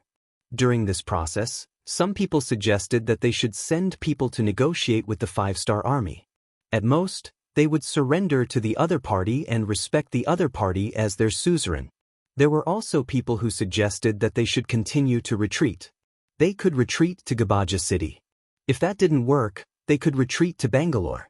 Speaking of which, India's territory was not small. However, these 2 points were rejected by Nehru in the end. Surrendering was impossible. He understood that in front of the five-star army, there was only the possibility of annihilation. There was no such thing as peace in exchange for surrender. Since they were going to be annihilated no matter what, they might as well give it a try before they die. As for retreating, where would they retreat to the day after tomorrow? Doing so would only cause the morale of the army to drop, and they wouldn't have a chance to fight the final battle. To be able to become the king of Hindustan, Nehru wasn't a coward. On the contrary, he was someone with great ambition. He was determined to fight the five-star army. He wanted to see how strong the other party was. For this, the first thing Nehru did was to boost the morale of the army. He announced the wealth he had brought from the capital to the public and explained how much money and benefits one could get from killing an enemy on the battlefield. This kind of open and transparent reward system had indeed boosted morale and stirred up the hearts of the people. In just 2 days, the 250,000 Indian soldiers in the city seemed to have been reborn, and some of them even showed signs of longing for war. On the 5th day, Yang Chendong led the main force of the army and appeared outside Vidal city. When he learned that King Nehru did not escape, but was prepared to fight to the death with him here, he was naturally very happy. He liked to fight because it simplified complicated matters, it could buy him more time. And in order to fully respect this opponent, he was determined to show his ability, such as using the Air Force. He didn't try to understand the situation in the city. Although there were spies from the intelligence department in the city, they weren't equipped with radios and couldn't spread any news. And even without the support of intelligence, Yang Chendong could imagine that since Nehru didn't intend to leave, he must have made ample preparations and was waiting for Yang Chendong to attack the city. Since that was the case, let's see who's more powerful. On the first day outside the city, the Air Force couldn't take off due to the heavy rain. Yang Chendong endured for an entire day, which further boosted the morale of King Nehru. He shouted arrogantly that the five-star army wasn't invincible, and they were probably afraid of his army. This boosted the morale of the 250,000 soldiers in the city by a large margin. In such a situation, without the support of advanced weapons, it was really impossible for the 200,000 soldiers of the five-star army to take down Pidal city. In ancient times, the existence of a strong city would often deter the enemy. Sometimes, in order to take over a city, it was possible for the enemy to surround it for a few months, half a year, or even longer. That was also why the wise monarchs in ancient times had the desire to expand their territory, but were often unable to do so. But in Yang Chendong's eyes, all of that was nothing. The reason why he was able to lead his army to conquer such a large territory in just over a decade was because of the advantage brought by the large warehouse. He had advanced weapons that were far superior to those in this world, which was the greatest weapon that made him invincible and invincible. If it weren't for the fact that he didn't want to kill indiscriminately and that he needed to leave a lot of people behind to build his homeland, he could have formed an Air Force helicopter brigade, tank brigade, and war chariot brigade. Just think about it, if he took out those things, who in the world would be a match for him? This was especially true for those large-caliber cannons that could shoot up to tens of kilometers, hundreds of kilometers, or even more. If he really let them unleash their might, the enemy would often be destroyed before they even knew what they looked like. Yang Chendong did not do that. What he needed was to conquer, not destroy. At the same time, he also needed a powerful army for his use, not an army that only knew how to use the advantage of weapons to fight weak enemies. If that was really the case, what kind of combat power would this army have when he was no longer around? He did not use his strongest ability because he did not need to. Even if he did not use his strongest weapon, he could still conquer one country after another in a very short time, expand his territory, and instill the idea of Han supremacy in the world. Now that he had come to India, it was only natural that he wanted to occupy this place. From then on, India would perish, and this country and race would no longer exist in the world. From then on, there would no longer be any incidents of Indians rebelling against China. Before he conquered this place, he did not mind teaching them a lesson, making them remember him forever, so that they would tremble at the thought of the 5-star army and lose their will to resist. When he thought of doing that, he had to deal them a heavy blow. Therefore, on the morning of the third day, when the sky cleared up and the sun hung high in the sky, the Air Force set off with an order. Over 100 hot air balloons soared into the air above Bidar city. At this time, on the city walls of Bidar, countless Indians were waiting in formation. Beside them, there were many temporary wooden huts. They were all made up of huge wooden sleepers, which were the preparations they had made to defend against the cannons. From the words of the 100,000 defeated soldiers, they knew that the cannons of the 5-star army were extremely powerful and had a long range as well. Mater had lost in this aspect. Nehru came up with such a method after learning from the mistakes of his predecessors. Although it could not completely suppress the power of the cannons, at least when the cannons were fired, there would be a place to hide. Perhaps they could not avoid being injured or dying in battle, but it was better than nothing. When he thought that he had done all this, he would have the ability to compete with the 5-star army, or at least have the ability to fight a protracted war. But when he heard the exclamations of the soldiers, and saw the hot air balloons that had appeared above the city without him knowing, he was still shocked. What are these things? Nehru did not know, nor did he know what they were used for. But his intuition told him that these things must be very dangerous. After all, being able to fly in the sky was already a breakthrough in the thinking of many people. Because of the backward science, the ancients had always been in awe of the heavens. Before they could figure out whether the earth was round or square, the heavens were always in existence that they had to worship. But now, there were actually people who could fly in the sky. Just this statement alone made the eyes of many Hindustanis show fear. Although the stimulation of wealth did not cause any chaos, it was obvious that the morale of the army was greatly affected when they saw the hot air balloons floating in the sky. Although they did not know what these things floating in the sky were, they knew that they did not have these things, but the Han people did. As soon as the hot air balloons appeared, it attracted the attention of all the Hindustanis in the city. Not only were there 200,000 soldiers, but there were also more than 1 million civilians in the city. India was a large country with a large population at that time. As one of the largest cities in the country, Bidar city had long had more than 1 million civilians. This was also one of the reasons why Nehru was so confident.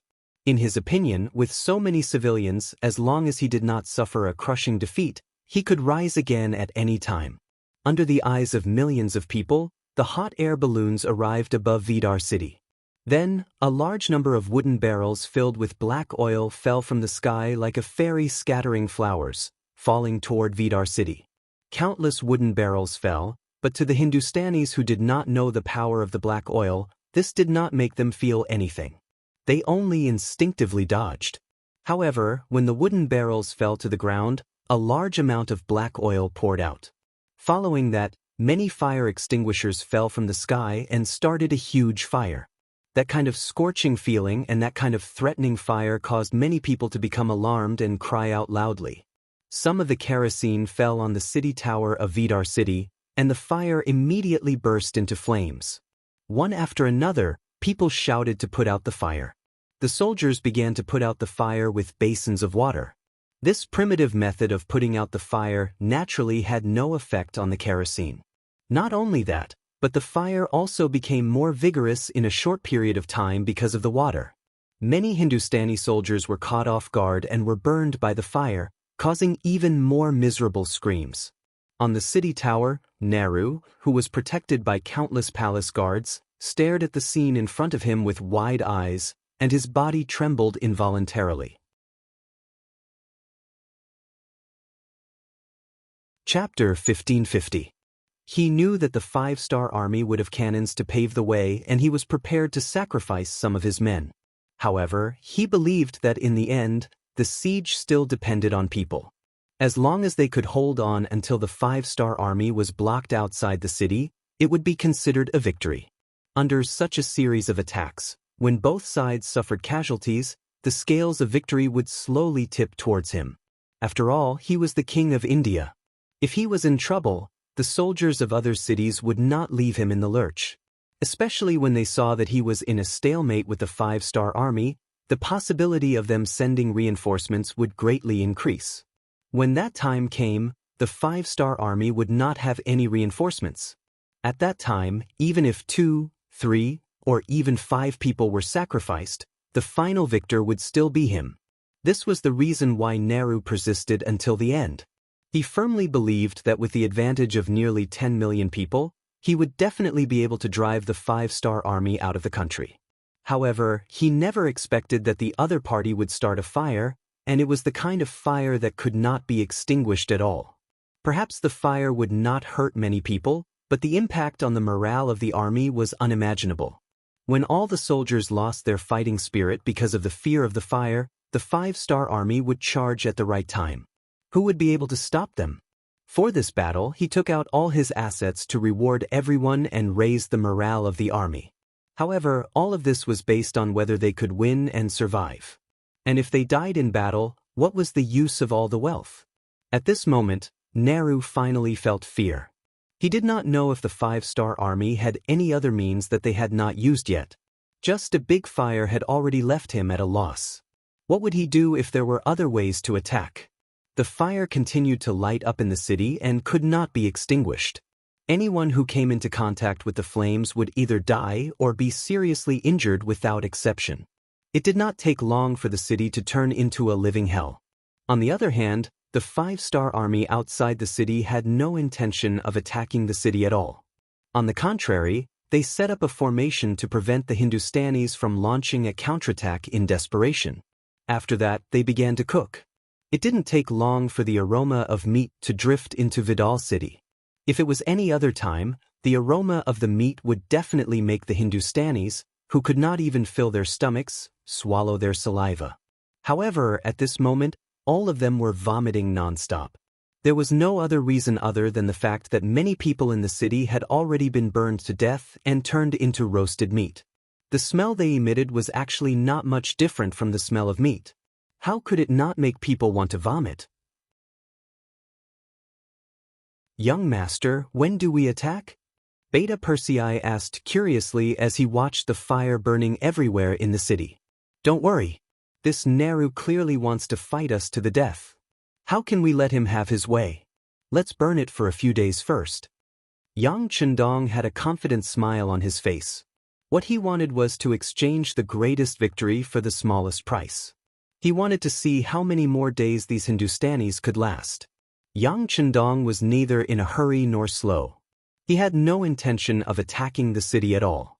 Every day, he ordered the Air Force to drop black oil barrels into Vidal city. The fire was put out again and again, and after 5 days of this, the city that had been bustling with life had turned into scorched land. Wails and cries could be heard everywhere.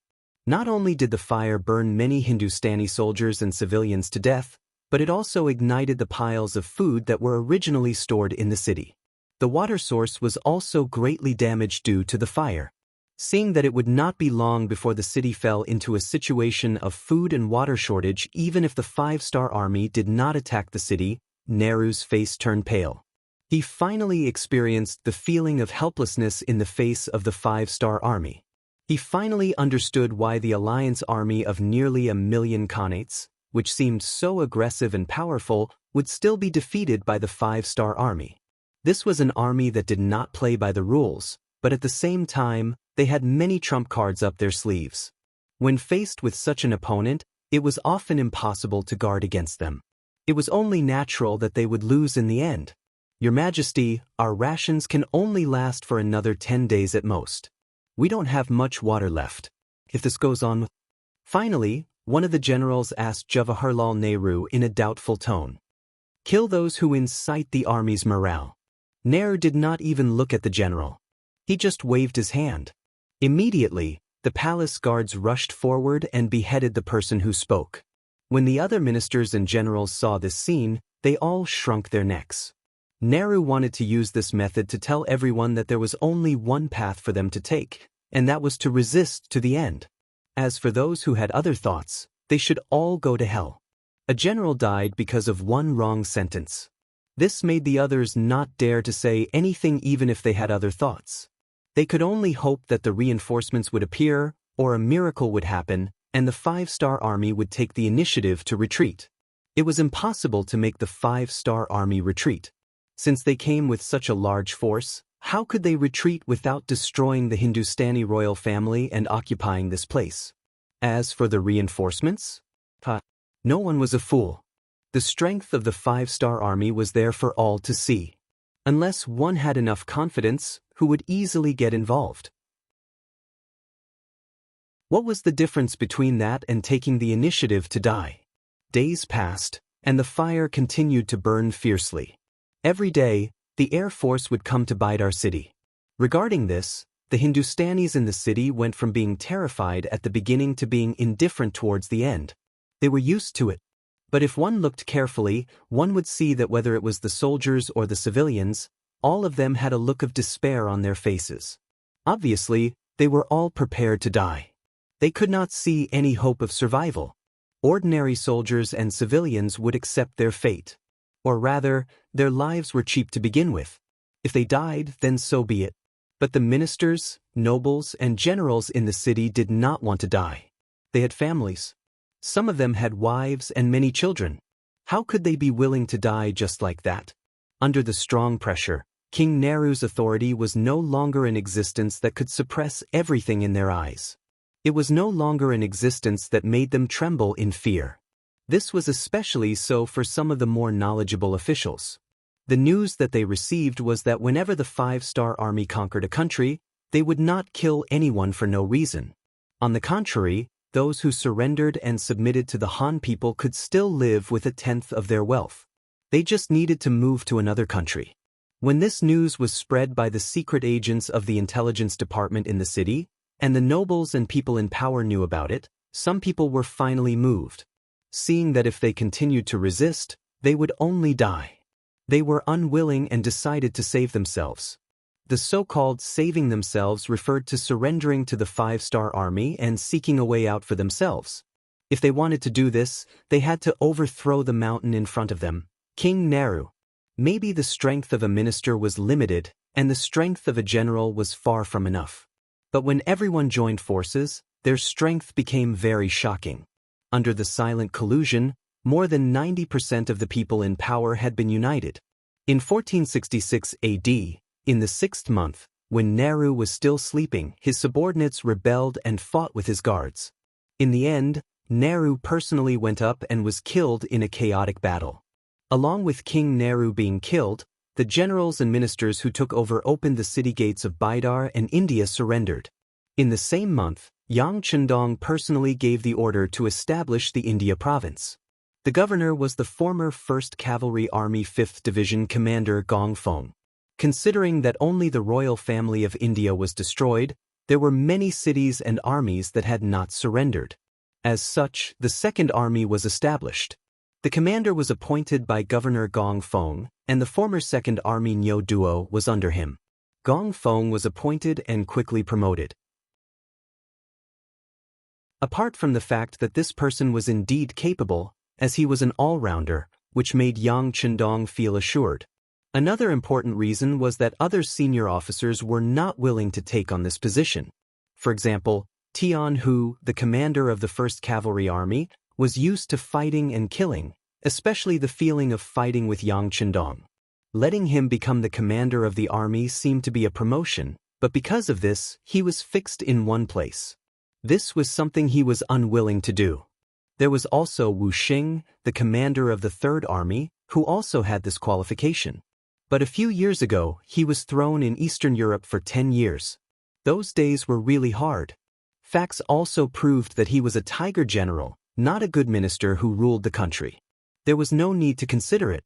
Finally, a new commander of the 3rd Army, like Su He, had enough experience and was brave enough to fight in the war. These years of military merit had already allowed him to join the Han nationality and become one of their own. But he was just a martial artist. He did not know many big words. Counting on him to revitalize and build a place, then forget it. In the end, it was Gongfeng's turn. Although this person did not even have the experience of being a commander, he was now directly appointed as the commander of the army. The promotion was a bit too fast. But don't forget, he was Yang Chendong's student. Whether it was loyalty or ability, he was a top-notch person. Since he had such an advantage, no one could say anything if he was promoted faster. Therefore, this heavy responsibility fell on Gongfeng's head. After receiving the appointment, he knelt in front of Yang Chendong with tears in his eyes. While thanking Yang Chendong for his kindness, he also said that he would do his best to pacify the whole of India and then seize the time to build and strive for self-sufficiency as soon as possible. He would do his part to strengthen Yang Chendong. At the end of June 1466 AD, King Wunan of Daimyang Yang Chendong led the main army out of India and went straight to the city of Lahore in the north.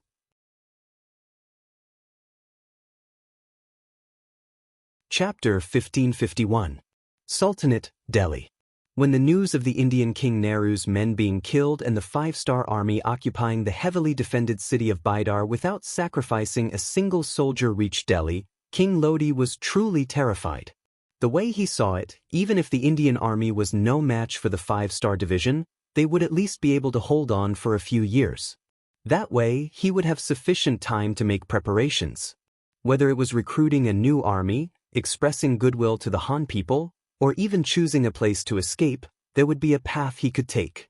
Who would have thought that the seemingly strong Indian army would be so weak that they would be completely wiped out in just over half a year? Even King Nehru himself couldn't protect himself and was killed by his subordinates. With this lesson in mind, Rodi was extremely fearful of the 5-star army. He was even more afraid that he would be betrayed by his subordinates and be beheaded when the enemy soldiers arrived at the city gates. After careful consideration, he handed over the letter of surrender before the 5-star army could attack him. He was willing to hand over the entire Delhi Sultanate to King Wunan of Daimyang.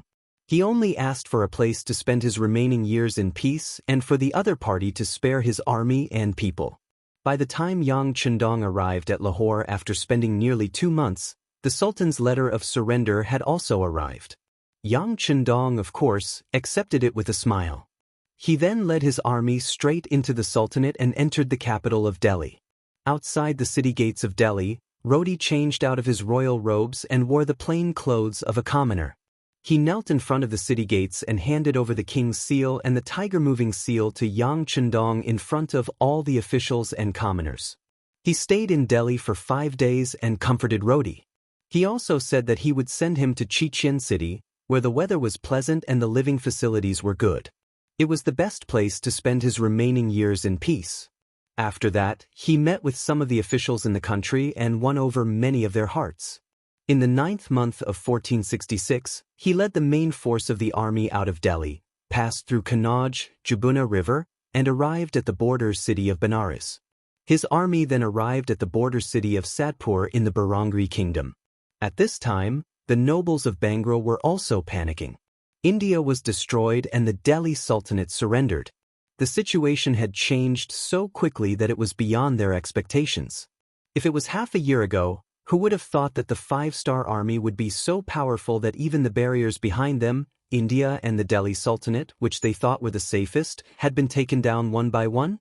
Now, Bangla, who was originally at the rear, had become the front line. They had to face the five-star army head-on.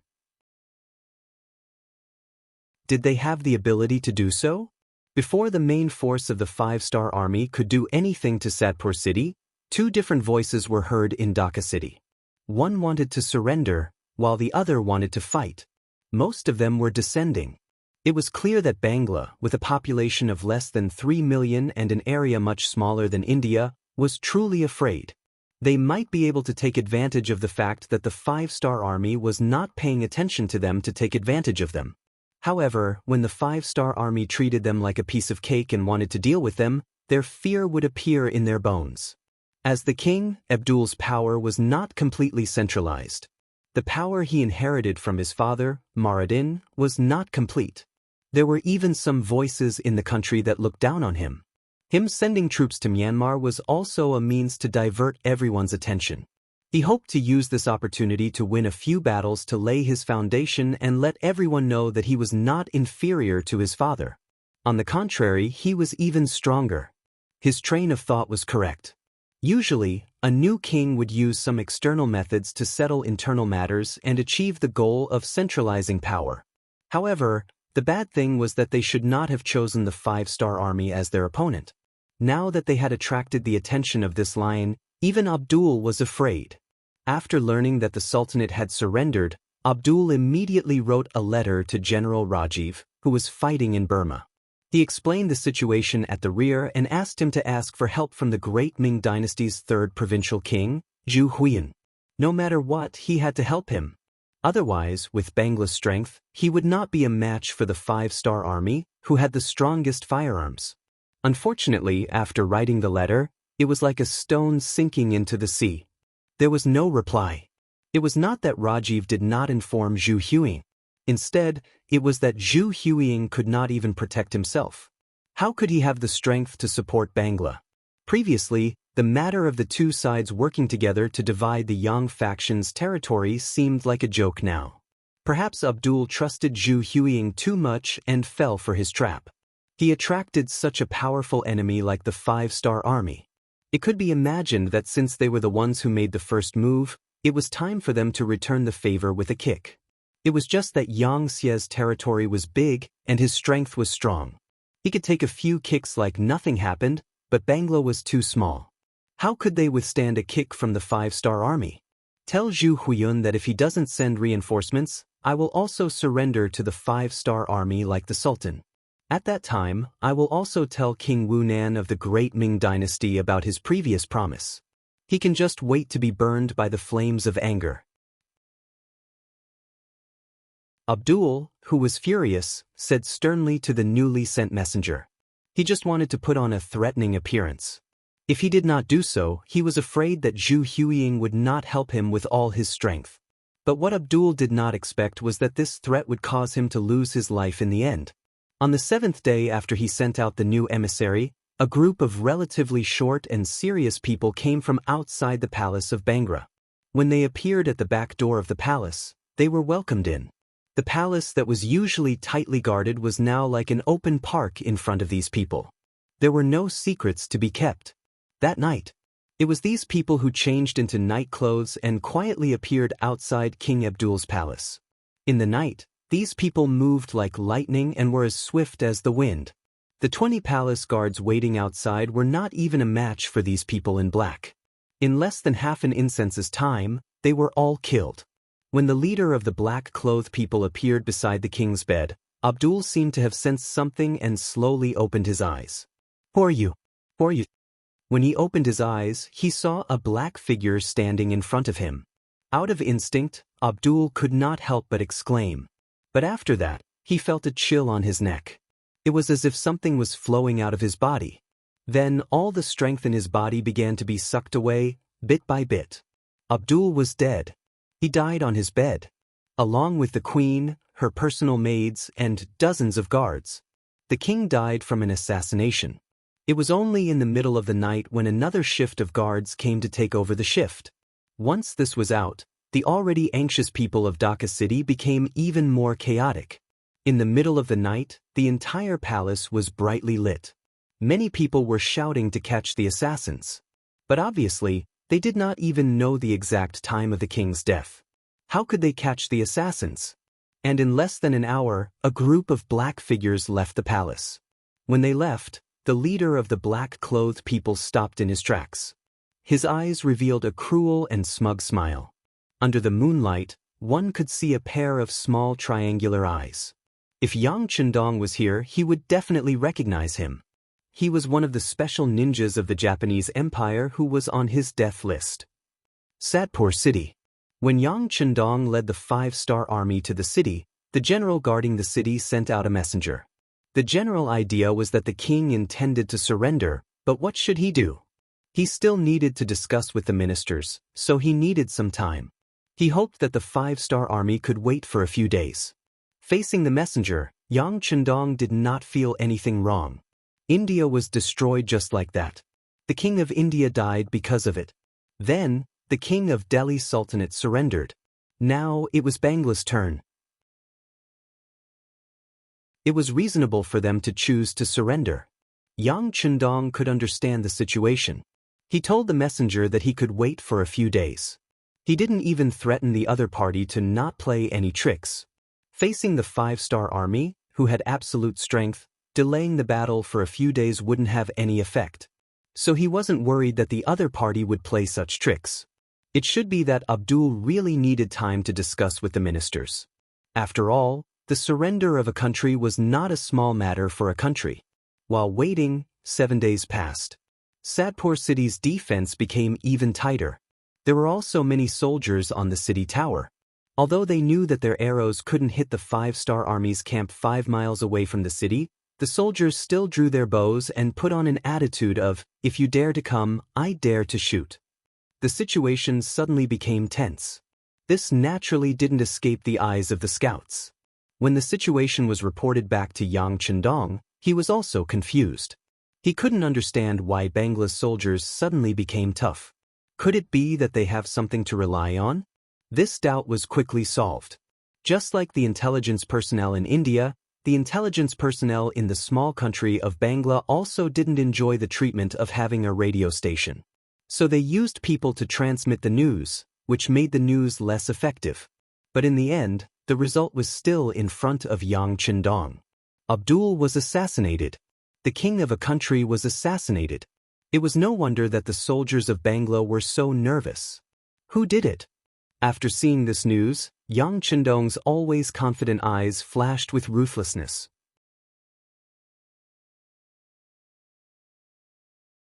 Chapter 1552. The assassination order was definitely not given by him, and without his order, no one would dare to do it.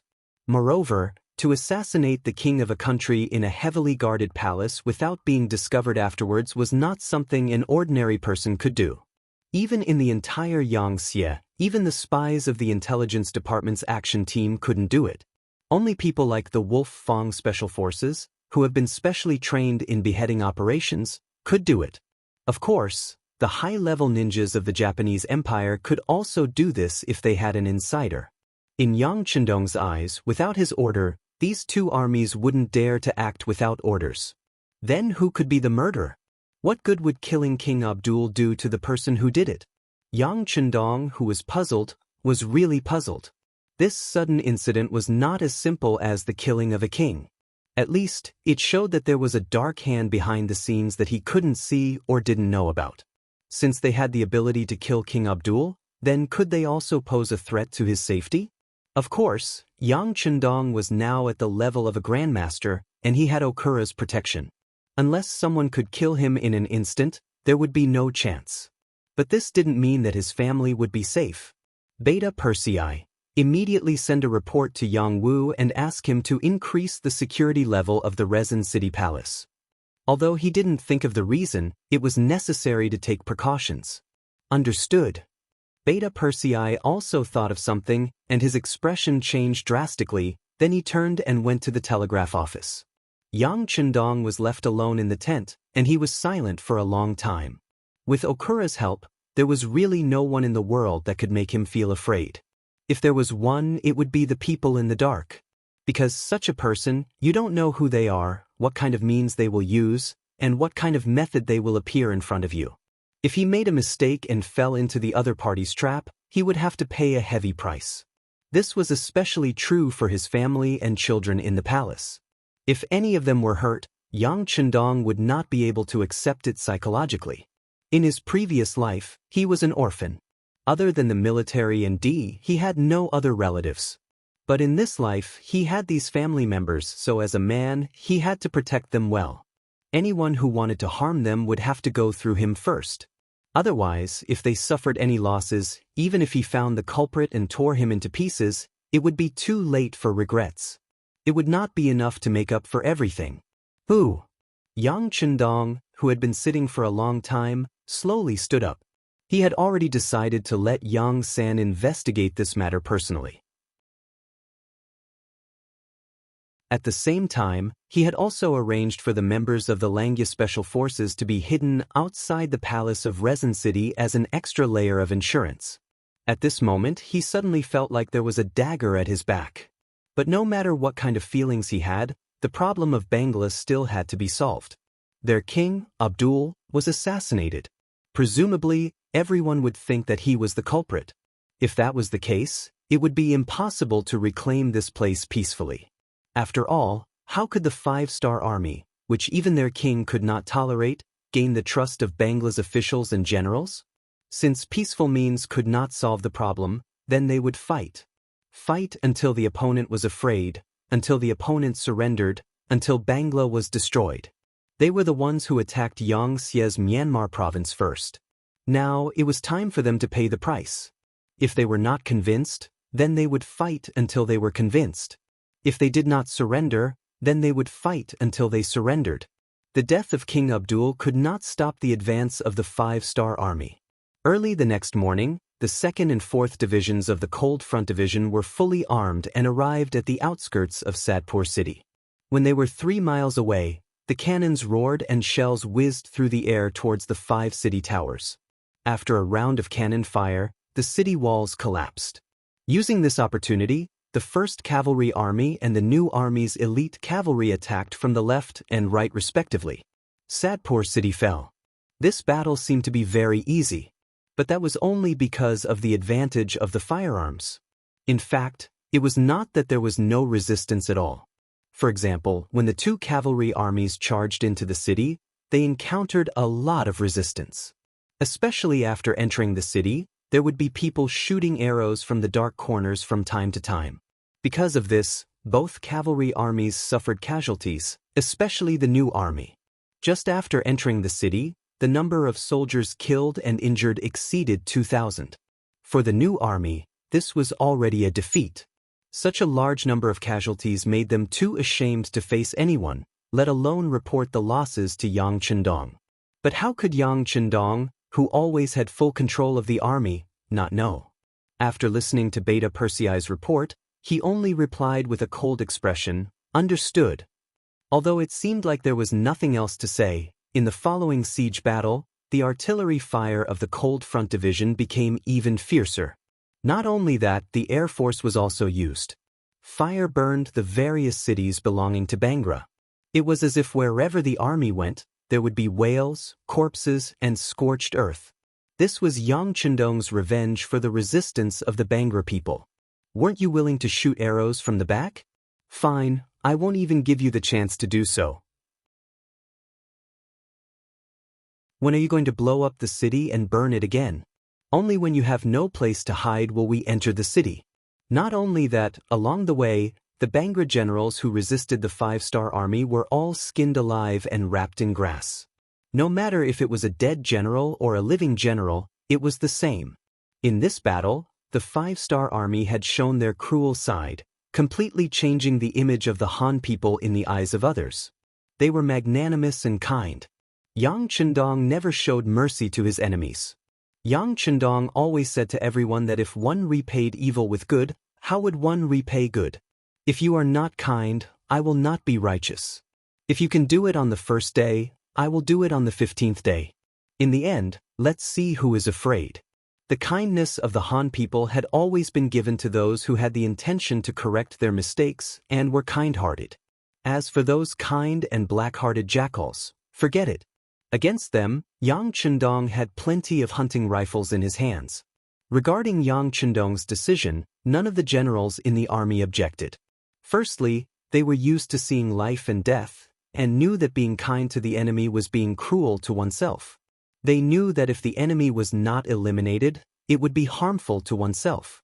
Secondly, this time, it was Bangra who attacked Myanmar first, so it was time to teach them a lesson. It was like when someone punched you, but because of the limited strength, the punch did not kill you. Now that it was your turn, of course, you had to use as much strength as you could. Thirdly, which was also the most important point, everyone trusted Yang Chendong. Over the years, his position and authority in the army was unchallenged. His words were like the truth, and everyone was used to obeying. With the above 3 points, Yang Chendong's orders were naturally carried out with all their might. However, just because the army did not have any objections, it did not mean that the civil officials did not have any opinions. For some reason, this matter spread to Chichen City, as well as some other provinces under Yang Xie's control. It attracted the opposition of some officials and a few scholars. In their view, the Han people were the masters of the world. Since that was the case, they should have a tolerant attitude towards their friends. Especially those who had not been enlightened, they should be more reasonable. Once they knew the etiquette, they would not go against the Han army. What's more, this time, it was April who was assassinated first. As his subjects, it was normal for them to retaliate. These rumors were also gathered by the intelligence department and reported to Yang Chendong. This made Beta Persei, who was on the side, curse on the spot. These scholars, to think that they keep talking about those who know the truth and the sage's principles. Don't they even know right from wrong? That bullshit King Abu was not killed by us at all. He was about to surrender. How could we kill him? It was obvious that someone was trying to frame him. How can these people be the accomplices of a villain? Yang Chendong agreed with Beta Persei's words. It was impossible to say that he was not angry. He was fighting and killing on the front lines, risking his life at all times to bring glory to the Han people and let them live a good life. Now, they had taken advantage of him and were still acting obedient. What magnanimity, they really did not know fear. With anger in his heart, he curiously looked at the list of names from the intelligence department. He wanted to see who was on it and who he was familiar with. Not to mention the list, he really saw a few familiar faces. For example, the Deputy Minister of the Ministry of Ethnic Affairs, Dong Chuanfu, and the Deputy Director of the Ministry of Grain, Yan Lianxue. These two people, because their positions were not low and their positions were very important, their names left some impression in Yang Chendong's heart. As for the others, he didn't care. They were just some unknown names that couldn't arouse his interest in the slightest. The list also recorded some of their opinions. The most important thing was that they were the Celestial Empire and were a country of etiquette, so they should help some small countries. How could the army do such a cruel thing? Yang Chendong only laughed coldly at this. In his eyes, these people were not real scholars. From Yang Chendong's point of view, a true scholar was not only a scholar who could write essays and recite poems, but also a person whose essays were creative and thoughtful. Moreover, they were also people who had humanistic feelings and social sciences. Moreover, real scholars were people who were the most serious, full of a sense of justice, and who cherished their own reputation the most. Jumping out like a group of jumping clowns, belittling others to elevate themselves, pretending to be virtuous, fishing for compliments, and looking down on others, such people could not be called scholars. They could only be called a group of arrogant and shameless pseudo-scholars.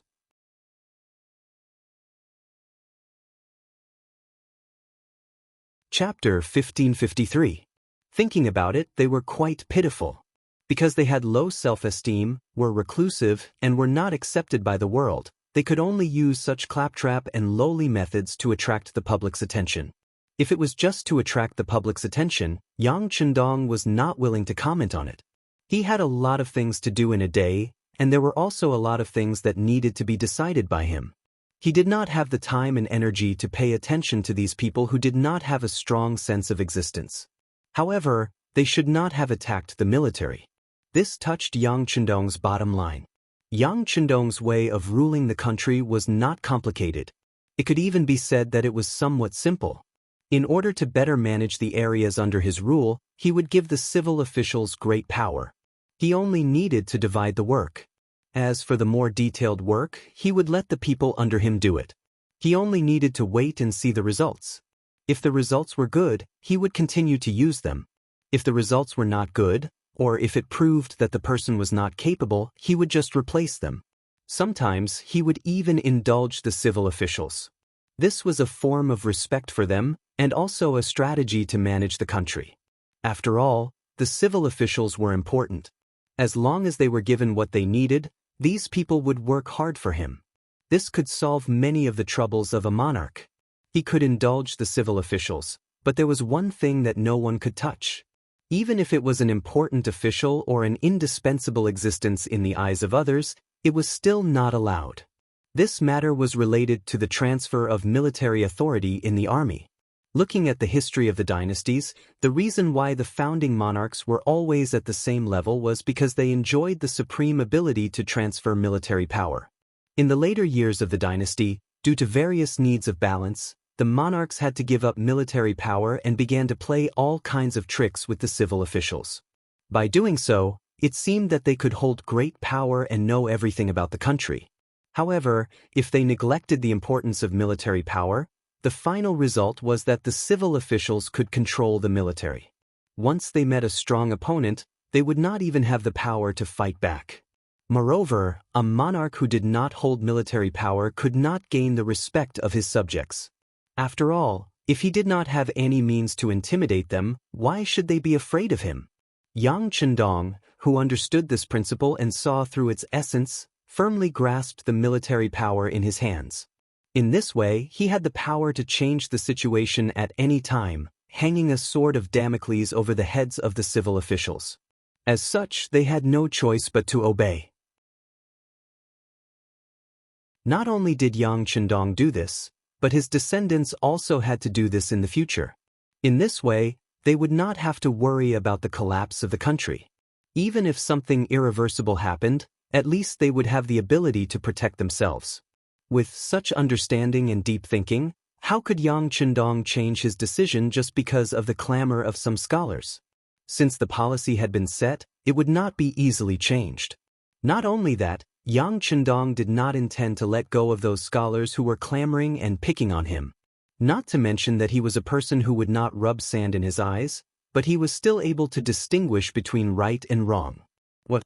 You're eating my salary and living in the house that I built. How dare you come back and criticize me? With Yang Chendong's authority and influence in Yangxie, they were already so presumptuous. It could be imagined that if his descendants were in this position, they would be even more rampant, right?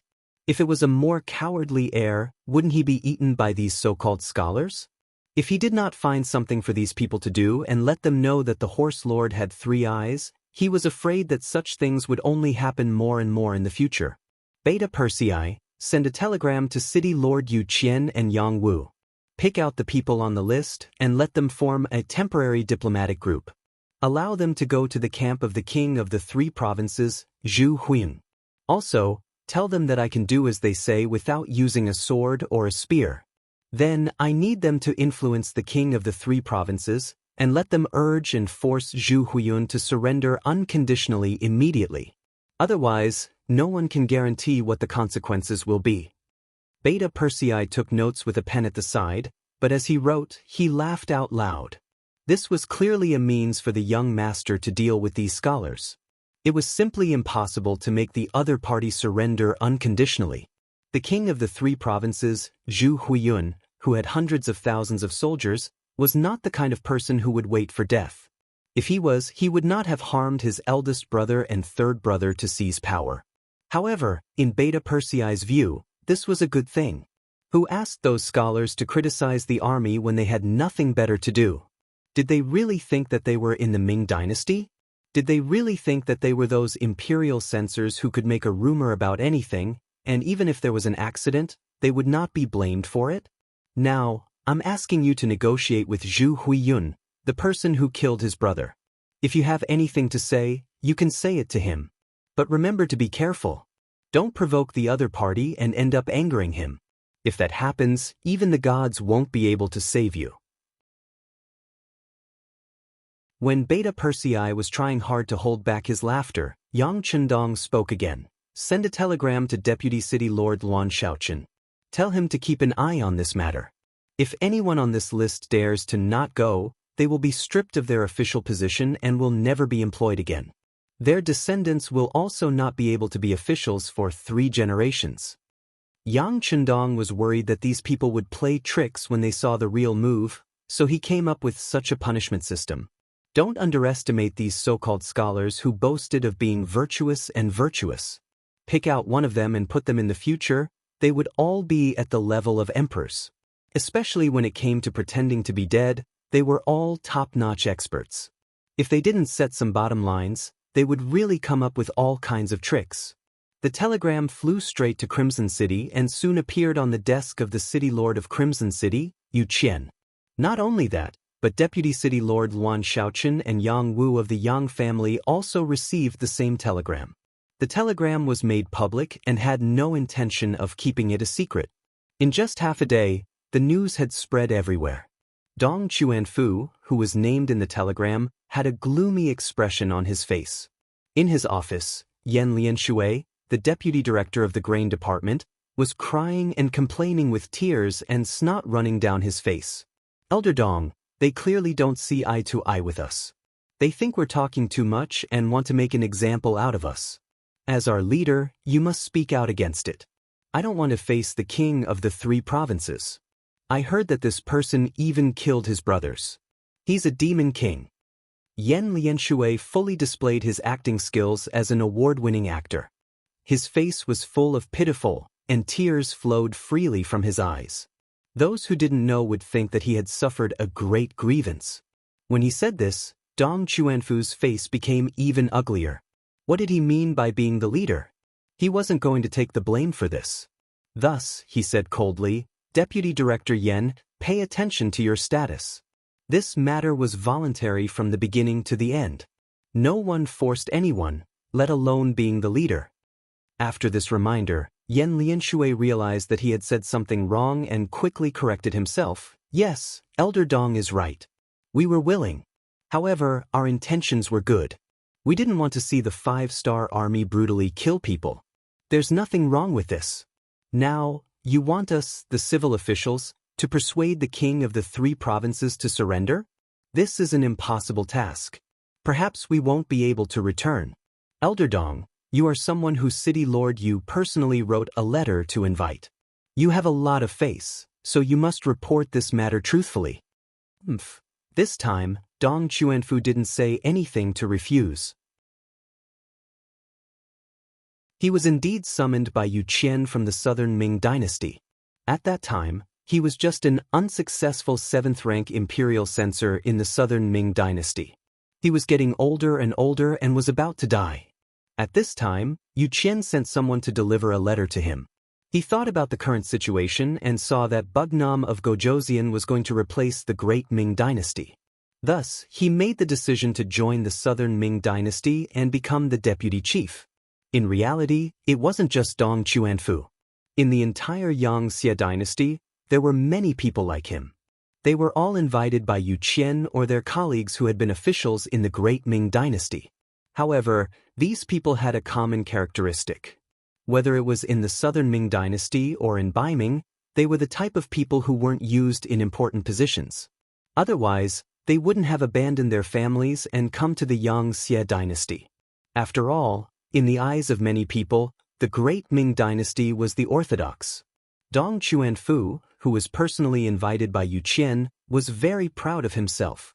Relying on this, even the head of the Ministry of Ethnic Affairs, his immediate superior, was rarely in his eyes.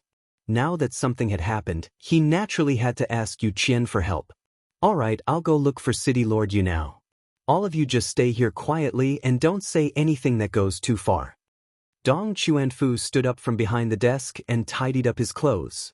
Under Yen Lianshui's admiring gaze, he walked out of the office. The main responsibility of the Ethnic Affairs Department was to adjust the conflicts between the various ethnic groups in order to achieve harmony. In the end, they would eliminate the barriers and become one family. Just from this point alone, it was a very important department. When Yu Qian recommended Dong Chuanfu for the position of deputy minister, he had high hopes. He believed that with this person's ability, he would be able to do things well. Therefore, as someone who was valued by Yu Qian, Dong Chuanfu didn't need to make an appointment to see the city lord. When the staff of the city lord's manor saw Dong Chuanfu appear, they first greeted him with a smile. Then, with the excuse that the city lord was still busy and needed to wait for a while, they invited him to a nearby lounge. Dong Chuanfu didn't think too much at first, but after staying for more than 2 hours, his expression became a bit ugly. In particular, he hadn't seen anyone pour tea for him in such a long time. How could he not know that he was being ignored?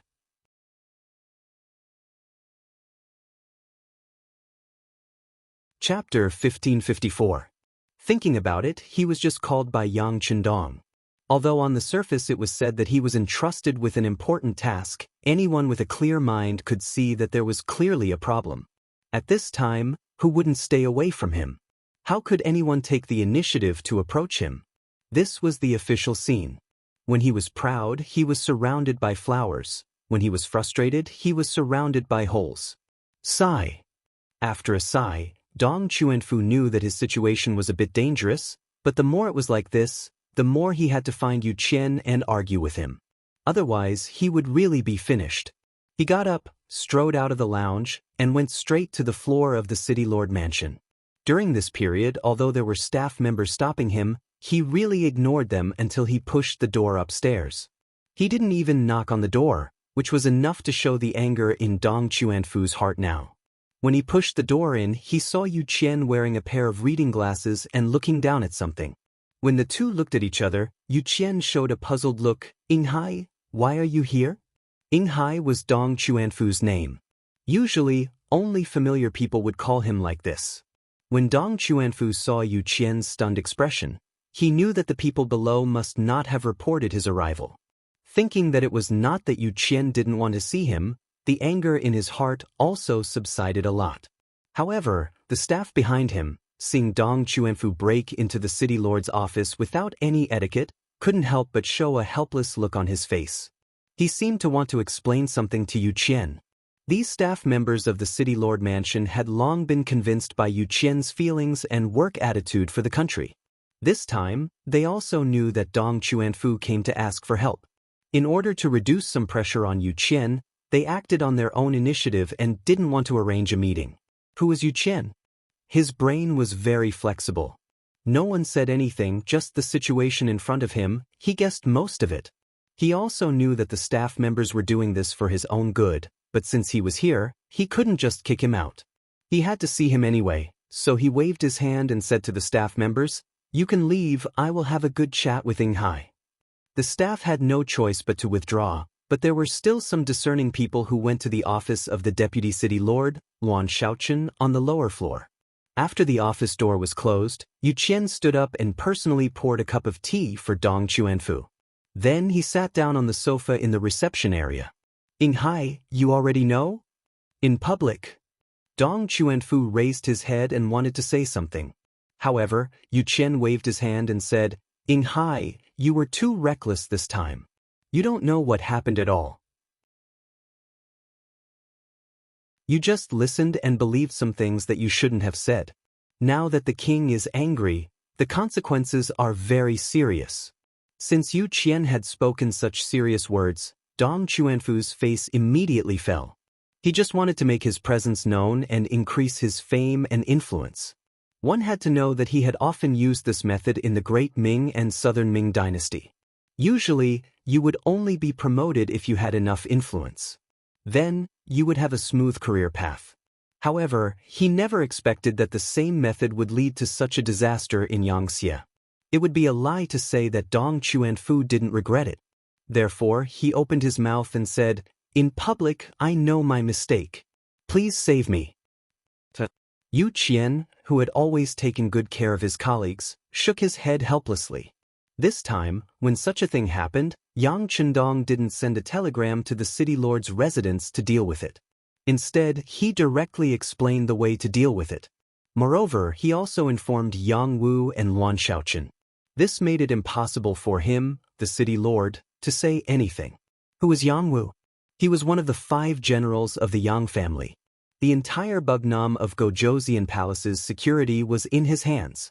It wasn't an exaggeration to say that when Yang Chendong wasn't in Chichen City, all the people who were loyal to Yang Xie had to listen to him. Sometimes, his words were even more effective than the city lord's residence. Who was Luan Shaochen? He wasn't just Yang Chendong's brother-in-law. He was also a 2-time provincial governor and had more than 10 years of experience in governing a place. His ability wasn't inferior to Yu Qian's. If it wasn't for the fact that he was still young and didn't have enough experience, he might even be able to replace Yu Qian's position as the city lord. Even so, Luan Shaochen was seen as the most popular candidate to succeed Yu Qian. Once Yu Qian was old and had to retire, it would be time for this person to take over. It was to the point that some of the young staff in the city lord's residence looked to him as their leader. With the help of these 2 people, Yu Qian didn't have much room to maneuver. In addition, he was also leaning towards Yang Chendong's decision. What happened at the front, most people at the back only had a rough idea. However, for someone with a high position like him, he naturally knew a lot more details. Someone killed King Abdul of Bangla and framed the 5-star army for it. In the following battle, the entire country retaliated, which caused Yang Chendong to be angry. He also didn't want his soldiers to be hurt by hidden arrows, which was why he carried out such a cruel massacre. In the end, this was a military strategy. Everyone wanted to obtain the most benefits with the least losses. It wasn't clear who was right or wrong. But now, someone actually went to command the 5-star army and blamed Yang Chendong. And the person who blamed was Yang Xie's subordinate. It would be strange if Bugnam of Gojoseon wasn't angry. Since he knew the cause and effect of this matter, whether it was for public or private reasons, Yu Qian wouldn't stop this matter. If the person involved wasn't Dong Chuanfu, who he had worked hard to win over from the southern Ming Empire, he wouldn't even care about this. Even if he did care, with Yu Qian's personality, he would just tell the truth and do the work of the other party. As for personal reasons, he didn't even want to think about it. Yu Qian wasn't that kind of person. In history, if he was willing to go along with other people, his family wouldn't be unable to even afford a coffin after his death. He even needed to take care of the embroidered uniform guards in the future. Inghai, no one can help you with this matter. You have to think of a way to save yourself and complete the mission the king gave you. Yu Qian thought about it and felt that this was the only way. When he heard that he had to complete the mission and meet the king of the 3 provinces, Zhu Huitong, he was afraid that it would be disastrous. Immediately, Dong Chuanfu said with a sad face, "In public, this is a 90% chance of death." Even if it's a 90% chance of death, so what? You still have to go. Yu Qian's face suddenly became serious as he spoke with a firm voice. In history, this person didn't take personal life and death seriously. When the Great Ming's wooden fortress was defeated and Yes Hen of Wala led his troops, everyone was in a panic. Some people even thought about moving the capital to Nanjing. Only he stood up without hesitation. In the end, he was the one who turned the tide. How could such a person be afraid of death? As long as he thought that something was worth doing, even if he was in the vortex of death, he wouldn't frown. After being refuted by Yu Qian, Dong Chuanfu knew that he had no other choice. He couldn't not go. If he didn't go, he would be removed from his position. Not only that, his descendants wouldn't be allowed to become officials for 3 generations. In that case, the entire Dong family would be harmed by him. He didn't want to be the sinner of the family. Then I'll go. Dong Chuanfu sighed in his heart and finally made a decision. Go. At worst, he would die. If that was the case, he believed that with this merit, his descendants would also be touched by the glory. He could be considered to have done his last bit for the family. Yu Gong, it's hard to predict whether this trip will be good or bad. If something happens, I'll have to trouble Yu Gong to take care of my family. You can rest assured that after you leave, your family won't be bullied by anyone. Besides, with our Yang Xie's current ability, the three provincial kings won't dare to do anything to you unless they don't want to live. At the end of his words, Yu Qian's voice involuntarily rose a lot. This was his biggest gain after following Yang Chendong for so many years. That was, he could speak with confidence and was no longer afraid of being attacked by others. Because they didn't find trouble with others, it was already fortunate. On the first floor, someone had already reported to Luan Shaochen that Dong Chuanfu had appeared and went to find Yu Qian. In this regard, Luan Shaochen just smiled and said that he understood. Then he went to do what he needed to do. Although he hadn't been in the city lord's mansion for too long, he still understood Yu Qian. This was not a person who was biased.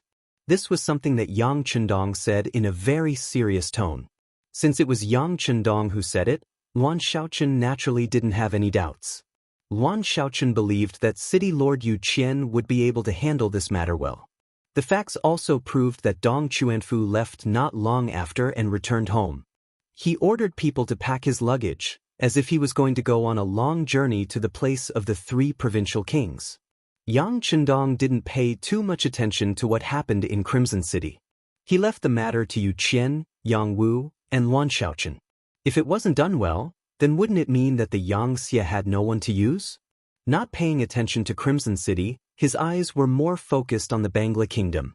After showing a strong attitude and putting it into action, the so-called revenge for the king became quieter and quieter. No one wasn't afraid of death, especially this King Abdul who didn't treat his people well. After resisting for a few days and paying a huge price, they finally became obedient. When the main force of the five-star army appeared in front of some cities, even more people chose to surrender for their own safety. Faced with the Bangla army that suddenly became docile, the five-star army naturally didn't start a brutal massacre. They acted as if those who surrendered could live and everyone would be fine. As a result, their progress became even faster. In the 12th month of 1466 AD, they arrived at the capital of Bangla, Dhaka city. Here, General Caldell presented his letter of surrender. From then on, this place became one of the territories under Yang Xie's control.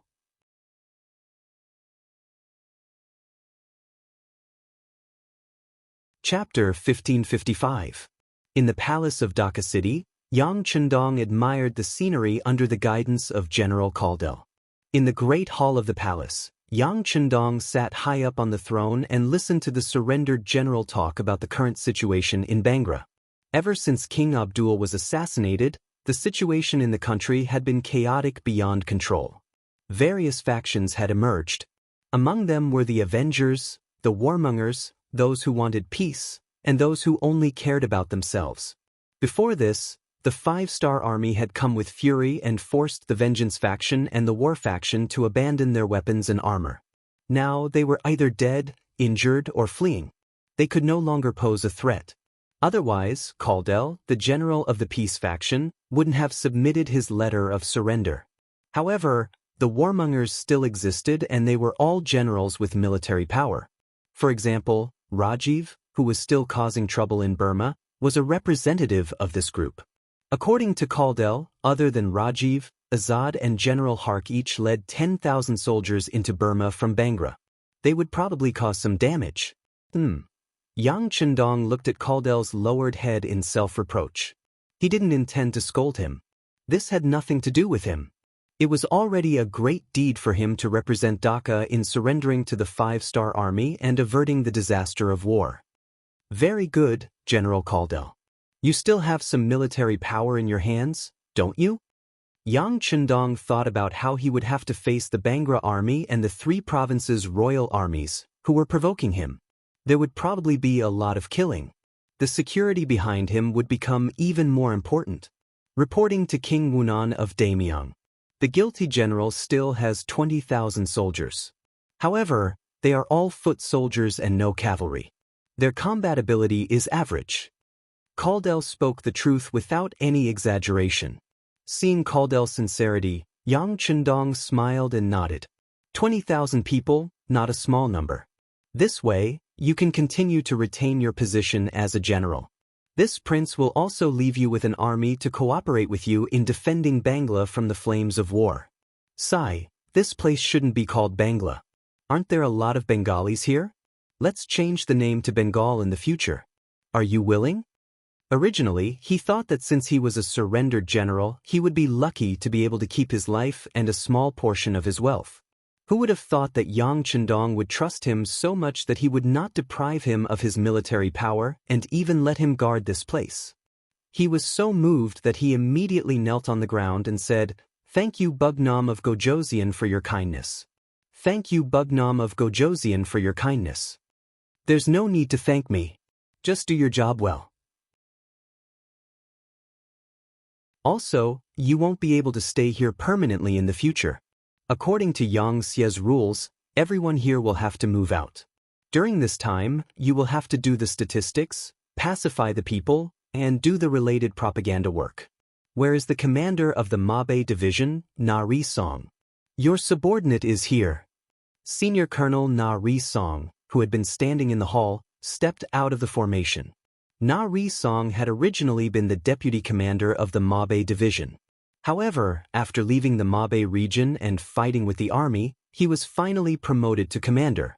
But in reality, he should be the commander of the 2nd Division of the Mabe division because the real commander, Xen Honghai, was still in the Mabe region. "Commander Na Ri, I now officially appoint you as the commander of the 2nd Division of the Mabe division. I will leave the matters here to you. General Caldel will cooperate with you. What this prince needs is for the public security here to be restored in the shortest time possible. Are there any problems?" Yang Chendong smiled as he looked at the old man who had followed him for many years. "Your subordinate will not disappoint the 6th young master," Na Ri Song said in a clear voice. This was truly his first time leading an army alone. Before, he had been following the main forces of the 5-star army. Even though he had military merits, it was not as satisfying as leading an army by himself. Now that he had the chance, he would definitely perform well. At the beginning of 1467 AD, when the new year began, Yang Chendong led the main forces of the 5-star army out of Bengal and headed straight for the neighboring Burma province. At this time in Burma, the so-called invading Gera army had already retreated from the territory of the 3 provincial kings of the southern Ming when they heard that the main forces were coming. They didn't even have the courage to face them and retreated thousands of miles away. In February, Yang Chendong's main forces met up with the Burmese, Laotian, and Vietnamese local armies that had been guarding this place for a long time. Yang Chendong saw Bu Hai, the commander of the 7th Division of the Lung Fong Division. Although the other side only had 2,000 people, the 2,000 Lung Fong Firearms Division soldiers had become the main force. If it wasn't for their existence, the Burmese provincial capital would be in even more danger. Yang Chendong praised these people for their tit-for-tat with the Gera army. He said in public that no matter who it was, if they dared to have ideas about Yang Xie, then they would fight back. Not only that, they would also occupy their homeland. At the same time, he announced that the former Gera, now Bangladesh, had become another province of Yang Xie. The generals were naturally encouraged by Yang Chendong's fearless personality. With the arrival of Yang Chendong's main forces, the Burma War also came to an end. However, the overall war was not over. On the contrary, it was just another beginning. For example, the escaped Gera generals, Rajiv, Azad, and Hak had already escaped to the territory of the 3 provincial kings. These people were going to be punished. There was also the matter of the 3 provincial king, Zhu Huixin, who had previously sent soldiers to Yunnan province. It was time for an explanation. Several years ago, Yang Chendong had entered the Far East through the first city. Then he had killed his way into Eastern Europe, Central Asia, and now he had returned to Southeast Asia. In this period of time, he had occupied more than twice the territory of Yang Xie, subduing and conquering dozens of small and large countries. From the current map, other than the Yusang region, which was still in battle, the other regions had all fallen into Yang Xie's hands. Whether it was Baiming or Nanming, they were all like meat stuffing in a steamed bun. Dealing with the problem of Nanming and Baiming was also on the agenda. Once they were dealt with, all of Asia would belong to Yang Xie. He was getting closer and closer to conquering the entire world and allowing the Han people to stand at the peak. It's time! With a light sigh, Yang Chendong led his army from Myanmar to Yunnan province. That would be the entrance to the territory of the three provincial kings. The three provincial king, Zhu Huixin, did not look well recently. Originally, Yang Chendong was caught up in the battle with the Khaganate and did not have the energy to deal with him. This should be the time for him to rise. For example, once he conquered Myanmar and Yunnan province, the five-star army would be in a state of chaos. If Yang Chendong divided his forces, there would be a higher chance of him being defeated by the Khaganate alliance. At that time, the massive Yangtze would instantly fall apart. That would be the time for him to rise as the three provincial king. Putting everything else aside, just taking over the territories of Yangtze would be a huge fortune. Just thinking about this made Zhu Huixin extremely excited. This was also the main reason why he dared to send troops to deal with Yang Chendong. However, his wishful thinking was quickly disrupted. When the five-star army destroyed the Khaganate alliance, India, and subdued the Sui kingdom of Delhi, even the Bangra kingdom was crushed. Finally, it was time for him to face the five-star army head-on. When he heard that Yang Chendong had already arrived at the Beijiang prefecture of Yunnan province with the main force of the five-star army, Zhu Huixin was terrified. He immediately looked for Mo Gui, who had provided him with 5 million taels of silver, and asked him for a plan. Mo Gui had appeared when Yang Chendong was confronting the Khaganate alliance. He had also appeared with 5 million taels of silver, saying that it was a gift from his master. He also said that Bugnam of Gojoseon was now trapped in the war in the west and it was time for them to strike back. After seeing the silver taels and analyzing the situation, especially after seeing that the Gurkha army had already started to attack Myanmar, Zhu Huiyu thought that the opportunity had come. He ordered his subordinate general Wang Zhanjiang to lead 150,000 troops from Liangshan into Yunnan province. He wanted to take advantage of this opportunity to obtain some benefits. The original plan was very smooth. The sudden attack of the three provincial armies had indeed caught the five-star army off guard. They had taken over Liangshan, Qidai, Langzhuang, and other places. However, they had encountered some difficulties when attacking Beijiang prefecture. Relying on his advantage in numbers, Zhu Huixin did not take it seriously. Until the sudden appearance of the Lung Feng division, the battle had fallen into a stalemate. However, it was just a stalemate. According to General Wang Zhanjiang's report, they could not take down Beijiang prefecture, but the five-star army in the prefecture could not do anything to them either. It was clearly a situation where they were evenly matched. However, now that Yang Chendong had appeared near Beijiang prefecture with more than 200,000 troops, they no longer had the advantage in numbers. It was obvious what would happen next. That was the main force, not the third-rate forces of the provincial armies that they had faced before. The soldiers who were qualified to follow Yang Chendong were definitely veterans who had experienced hundreds of battles and could fight against 10 people each. In such a situation, the first thing Zhu Huixin should do was to order Wang Zhanjiang to retreat. However, he still wanted to try his luck and see if the mysterious man's representative, Mo Gui, had any good suggestions. After all, he felt that the master behind this person was very capable and might be able to save him. He came to Mo Gui's courtyard with hope. As soon as he entered, he saw the man standing in front of the pond in the courtyard with his hands behind his back. Needless to say, he was Mo Gui. At this time, looking at Mo Gui's back, the early morning sun shone on him, giving him a very mysterious feeling. This was the feeling that he needed. He would not forget Uncle Ying's instructions when he came, which was to speak less and act mysterious. In short, the more mysterious, the better.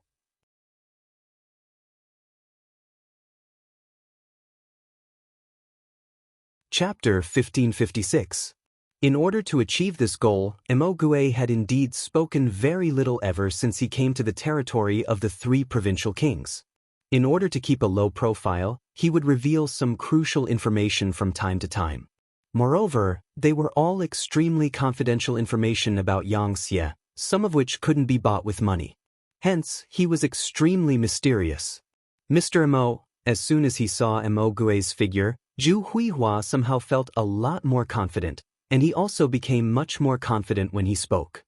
"Yes, Your Highness." Upon hearing the voice, Emogue turned around. He was a very ordinary-looking young man who would be forgotten very quickly if he was thrown onto the streets. Seeing that Emogue was bowing, Zhu Huihua hurriedly stepped forward and made a gesture of greeting. "Mr. Emo, please don't stand on ceremony. Actually, I have something to ask you this time." "Oh, Your Highness, you mean that Bugnam of Gojoseon has led the main army to Beijiang Prefecture, right?" As usual, Emogue said as if he had already guessed the outcome as soon as Zhu Huihua spoke. Zhu Huihua was already used to Emogue's foresight. He immediately chuckled and said, "That's right, but what do you think, Mr. Emo?" "Let's talk," Emogue said after hesitating for a moment. Then, afraid that the other party wouldn't understand, he said with a smile, "We can't defeat them. The combat power of the 5-star army's main force is not something an ordinary army can match. However, if we can negotiate, there will be a chance." Zhu Huihua also agreed with Emogue's words. He knew very well what kind of soldiers he had in his hands. They were formed by some young men for the sake of earning money. Many of them had never even seen blood before. It would be impossible for such an army to defeat veterans on the battlefield, not to mention that the 5-star army also had the most powerful firearms in the world. On the battlefield, the death rate of recruits was the highest. If the battle was more difficult, the death rate could reach 60% or even higher. This meant that after a battle, 10 recruits might die or be unable to continue fighting due to injuries, leaving only about 4 people left. In the second battle, this ratio would be even lower, and they might lose 1 or 2 people. After 3 to 5 battles, it would be considered good if 1 or 2 of the initial 10 people were left. Only the soldiers who stayed behind could be considered veterans of 100 battles and be called elites. Such a ratio could be found everywhere in the 5-star army, especially in the world's first cavalry army and the new army, where more than 90% of the soldiers were elites. What kind of terrifying battle prowess would they possess? One could even imagine it with one's toes. It was normal to lose, but when he heard that there was a chance to negotiate, Zhu Huichun was a little confused. There was a negotiator sent by Yang Xie in Yunnan Manor, but he didn't have the intention to do so before, so he just threw him into the courtyard and didn't bother with him. Why do they want to negotiate now? Emogue shook his head when he saw Zhu Huiyun's confused expression. He walked up and whispered something into Zhu Huiyun's ear. When Emogue's whisper fell into Zhu Huihua's ears, he could see a clear change in the listener's expression. At that moment, his face was full of shock, as if he had seen a magnitude 10 earthquake. His shock was mixed with fear. "Are you scared? This is your only chance. If you succeed, the benefits will be unimaginable." Emogue knew that Zhu Huihua would be shocked and hesitate. When he first heard about the plan from Uncle Ing, he didn't seem any better than Zhu Huihua. But now that he thought about it, it was a good chance to turn the tables. If they succeeded, the impact and significance would be huge. Many people would be happy to see it happen. After a long while, Zhu Huihua still couldn't finish his sentence. In the end, Emogue said, "Don't say this and that. Other than this, do you think His Highness has a better idea?" This time, His Highness sent troops to Yunnan province first, so he must have angered Bugnam of Gojoseon. "Do you think you will have a good time? But this is what you want." "I believe you." Zhu Huihua wanted to explain. Emogue didn't give him a chance to continue, or he didn't think it was necessary. Your Highness, do you think Bugnam of Gojoseon will listen to you if you explain this to him? You are the king of 3 provinces. If you don't want to do something, no one can force you to do it, right?" In the face of such a rhetorical question, Zhu Huili was speechless. Yes, he was the one who gave the order to send troops to Yunnan province. That was an undeniable fact. Based on that fact alone, he wouldn't have a good ending.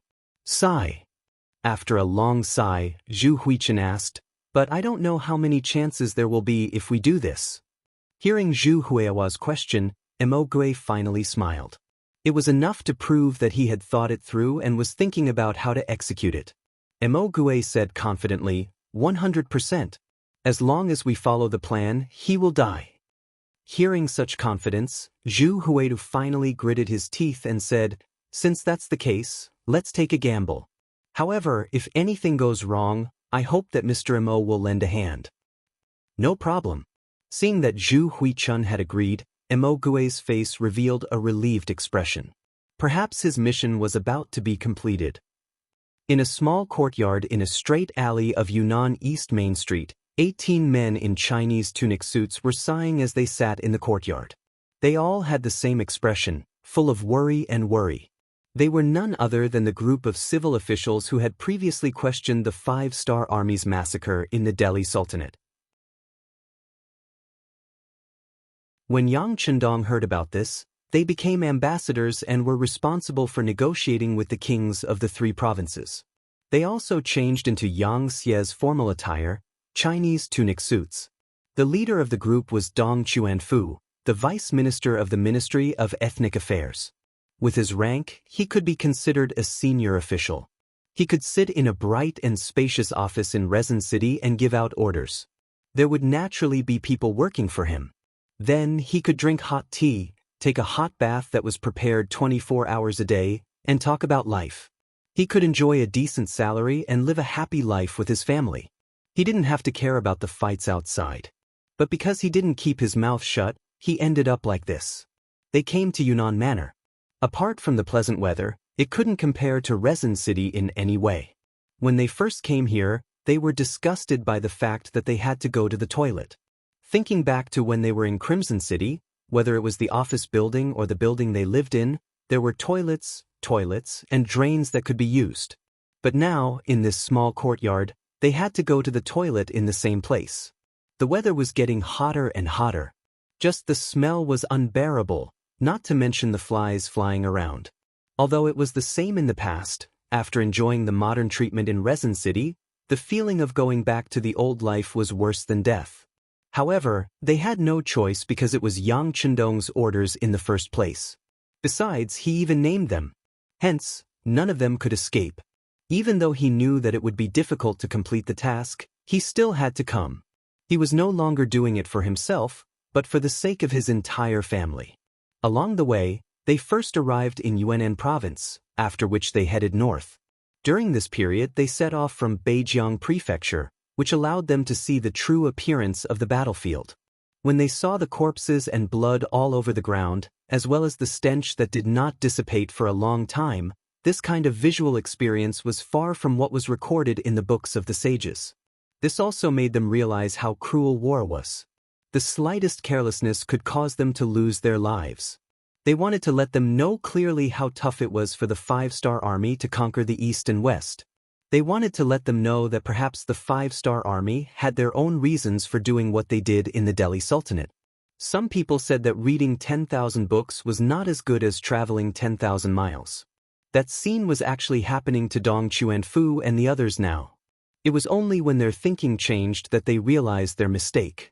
When they arrived at Yunnan Prefecture, they were thrown into a small courtyard and not allowed to leave. They also realized that the task this time wasn't that easy to complete. If they didn't do it well, they might even lose their lives here. Although the 18 officials were prepared to die before coming here, they were all prepared to die. However, as long as there was a little hope of survival, who wouldn't try their best to grab it? There was a change in their mentality, and they clearly knew that it wouldn't be easy to leave. Everyone was only thinking about one thing, and that was how to complete the negotiation task given to them by Yang Chendong. As for whether they would still be talkative if they survived this time, the 18 of them would probably become very obedient even without being reminded. However, they had to negotiate first, right? Now that they couldn't even see a single person, who were they supposed to negotiate with? How were they supposed to complete the task? How were they supposed to influence their opponents? Of course, there was no such thing as influence. However, they had to see the person in question before they could talk, right? After being thrown into the courtyard for more than 10 days, everyone's temperament gradually became impatient. While they were reflecting on their mistakes, they were also cursing Zhu Huiyun, the prince of the three provinces, in their hearts for being disloyal, unfilial, and immoral. They could only curse in their hearts. After coming to Yunnan Prefecture from Chichen City, they finally understood what it meant to live under someone else's roof and what it meant to act according to other people's wishes. Especially after seeing the soldiers of the 3 provinces waiting outside the courtyard. They were here to protect their safety, but in fact, weren't they monitoring their every move? If necessary, they might even kill them all.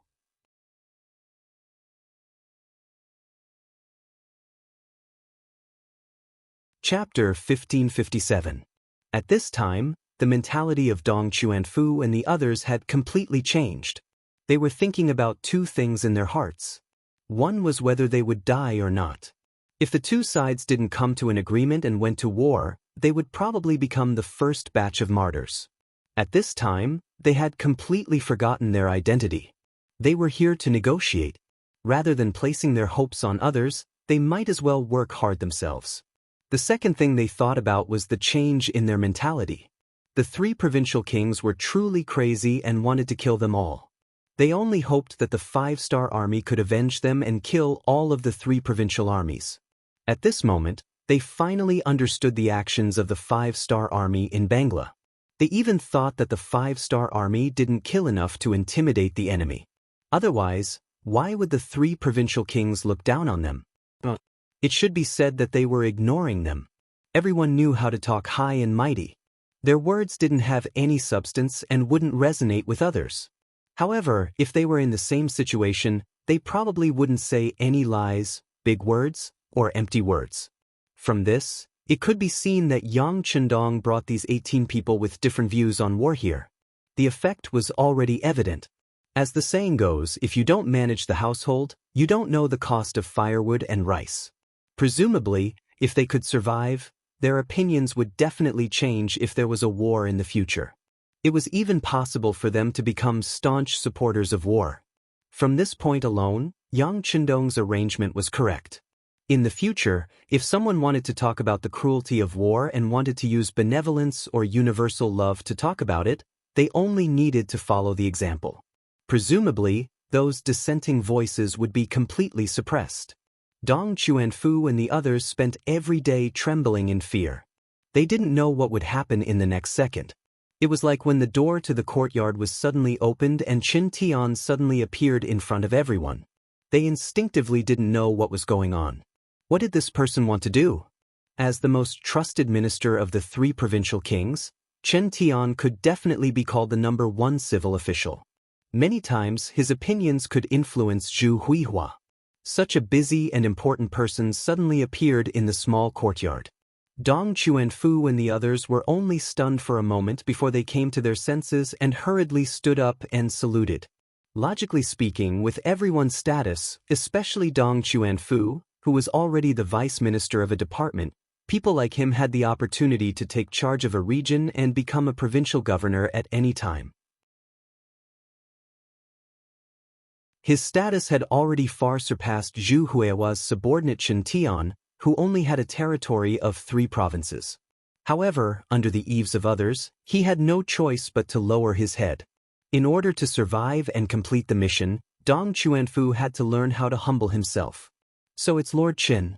Excuse me for not going out to meet you. Dong Chuanfu stood up to greet Qin Tian. Although he was happy to be able to talk to Qin Tian, on the surface, Dong Chuanfu still had an unhurried appearance. He probably knew that at this time he was not only representing himself, but also the powerful Yang faction. Minister Dong is too polite. Hello everyone. Qin Tian smiled and greeted everyone. His face was brimming with sincerity. If they were just a group of negotiators, based on Zhu Huihua's trust, Qin Tian really did not put them in his eyes. However, at this moment, he had no choice but to put on an act. This was closely related to the mission he had accepted. Zhu Huihua had just given him a very important mission. If he wanted to complete this mission, he needed the cooperation of Dong Chuanfu and the others in front of him. Although he did not think that this mission had a chance of success, in order to gain the most trust, he decided to take a gamble and give it a try. Being able to speak eloquently was one of Qin Tian's greatest abilities. With his intention, everyone sat together and began to talk. The topic was led in the direction of the result he wanted. At first, everyone was very happy with Chen Tian's goodwill and even his humble attitude. Some people even began to suppress their pride in their hearts. See, in other people's territory, they still had to curry favor with him. Didn't this mean that Yang Xie was now so powerful that no one could be a match for him? However, as the conversation deepened, Chen Tian changed his way of speaking his thoughts and put forward his request. Everyone was speechless, and the pride that had just risen was suppressed back into the bottom of their hearts. As the leader of the 18 people, Dong Chuanfu was even more furious. He loudly rebuked, "This is simply impossible. We will never agree to this request of yours." That's right. Deputy Director Yan Lianshui, who was second only to Dong Chuanfu among the 18 people, also spoke up. "If there is anything you want to discuss, you can discuss it with us. We are here on behalf of Yang Xie. There are many things that Minister Dong can make the decision on. However, I don't know why you want to see Bugnam of Gojoseon. You also want Bugnam of Gojoseon to personally visit Yunnan Manor. Isn't it said that a gentleman does not stand under a collapsing wall? Yes, we will never agree to this." For a moment, the 18 envoys actually spoke in unison. Perhaps this was because Chen Tian's request was too excessive, but how could it not be because they all knew that they could not agree to this request, nor did they have the authority to agree to it? What kind of joke was this? Inviting Yang Chendong to enter Yunnan Manor, and not allowing him to bring more than 500 soldiers? Such excessive conditions were probably something that no one in Yang Xie would agree to, right? How could they agree so easily? And even if they did agree, what would it do? Although Dong Chuanfu and the other 18 people were very afraid of death, they were more worried about the safety of their families and clansmen. If because of them, Yang Chendong was in danger and something happened to him. At that time, they were afraid that they and their families would be finished together. Not only that, but their reputations might also go down in history. That was the greatest harm to scholars. Seeing that Dong Chuanfu and the other 18 people were filled with anger, Chen Tian was not angry or anxious. All of this was within his expectations. He did not expect to be able to persuade them with his glib tongue. He came here to deliver the message. Whether it would succeed or not, he did not have much hope. Everyone, don't be anxious. Since it is a negotiation, then of course it is a negotiation. To put it bluntly, we will propose conditions to each other and everyone will discuss it. Like this, as long as Bugnam of Gojoseon is willing to show his sincerity and not bring more than 500 soldiers into Yunnan Manor, then we will recognize his magnanimity. Our 3 provincial kings will not only apologize to Bugnam of Gojoseon for the previous misunderstanding, but also be willing to give up Guangxi, Yunnan, and Gue province. Chen Tian threw out a bomb as soon as he opened his mouth. Hearing this, Dong Chuanfu and the others were stunned. Didn't this mean that as long as Yang Chendong was willing to come personally, the problem of the 3 provinces would be easily solved and this place would become one of Yang Xie's forces? Wasn't this the main purpose of Dong Chuanfu and the others coming here? Taking advantage of this moment of silence, Chen Tian continued to speak. "Everyone, our 3 provincial kings have now shown their sincerity. Next, it is up to Bugnam of Gojoseon. I think this matter should be reported and handed over to the higher-ups to make the final decision. I will wait here for your good news. Goodbye." Chen Tian left. However, no one paid attention to him anymore. Everyone was obviously shocked by his words. Just by showing up, Yang Chendong could make the 3 provinces under Yang Xie's control without shedding any blood. This temptation was so great that Dong Chuanfu and the others could not help but swallow their saliva. It took a while for everyone to react, but Chen Tian was already nowhere to be found. Everyone's gaze fell on Dong Chuanfu. He was the head envoy, and such a big matter had to be decided by him. Although no one said anything, Dong Chuanfu could see through their eyes what they were thinking. "All right, let's report this matter back and let the king make the decision himself. Of course, let's not have any expectations." Dong Chuanfu was not the only one who thought this way. Chen Tian and his master, Zhu Huihua, were the same. They did not think that doing this would make Yang Chendong come. Because of this, After Qin Tian walked out of the diplomatic mission's courtyard, a rumor began to take root and sprout in the 3 provinces. Have you heard? The 3 provincial kings have decided to bow to Bugnam of Gojoseon for the safety of the people in our 3 provinces. They only need Bugnam of Gojoseon to personally come to Yunnan Manor and give him some guarantees, and he will be willing to hand over the military power of the 3 provinces. That's a good thing. Speaking of which, there's nothing wrong with the 3 provincial kings doing this. After all, they previously attacked Yunnan province and offended Bugnam of Gojoseon. Now, they are probably looking for an opportunity to explain themselves. This is a good thing. Doesn't this mean that the people of our 3 provinces do not need to go through the flames of war to become Yangxie people? I heard that the Han people in Yangxie have a very honorable status. Sigh, that's not necessarily true. Now that the 3 provincial kings have shown their attitude, it's still unknown whether Bugnam of Gojoseon will agree. Have you forgotten? Previously, someone said that the 5-star army first assassinated their king in Bangra, then used cruel methods to burn and kill many cities and people. This was all because Bangra had previously contributed to Yangxie's Myanmar province. It just so happens that the 3 provincial kings also attacked Yunnan province. Will they use the same methods on the 3 provinces under our feet? These words immediately attracted the attention of others. Someone immediately said, "That's not very likely. Bugnam of Gojoseon has deep feelings for the Han people. Bangra is a foreign race. How could they use such methods on us?"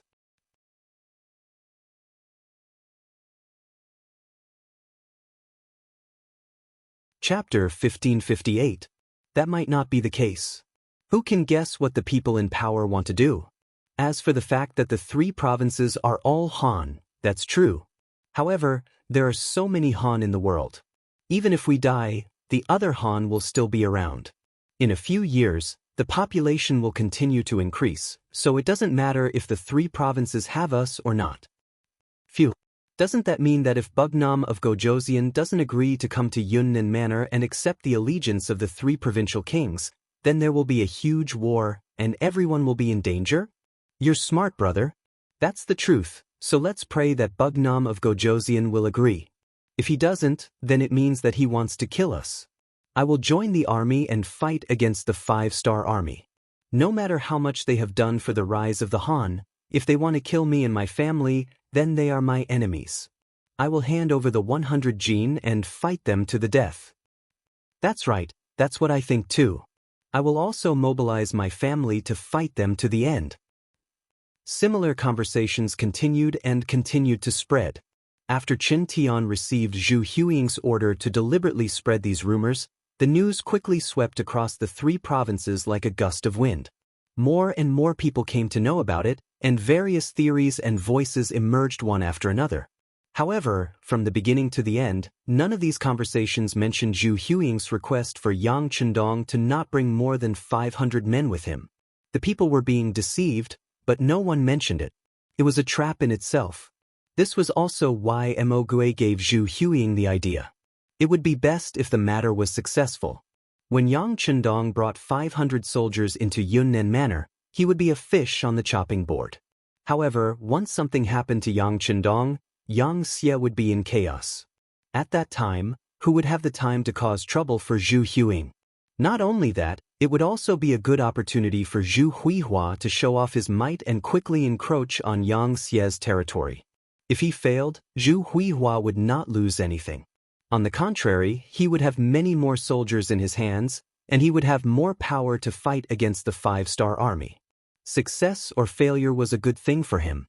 This was also why Zhu Huichun listened to Mo Gui's advice after some hesitation. Although by doing so, he would inevitably offend Yang Chendong, but even if he did not do this, how good would the result be? The rumors were still spreading. Dong Chuanfu and the others in the small courtyard were completely unaware of this. After a discussion, the 18 of them wrote a report and sent it to the telegraphist accompanying them, asking him to pass the news to Bugnam of Gojoseon. With the power of Yang Xie's intelligence department, the news of what happened in Yunnan Manor had already reached Yang Chendong's ears. Then, the report written by the 18 people was sent to the desk.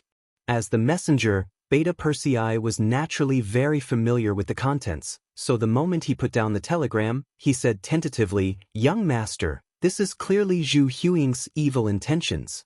Don't be fooled by him." Beta Persei's words were well-founded. He had been by Yang Chendong's side for many years and understood his master well. He was a master who was not afraid of anything and loved to take risks. If this happened to other masters, Beta Persei would not be worried at all, because no one would take such a risk.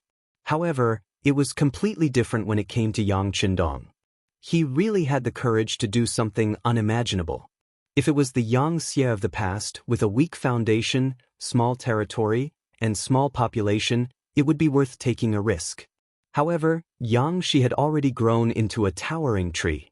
He was even stronger than the northern Ming Empire and the southern Ming Empire.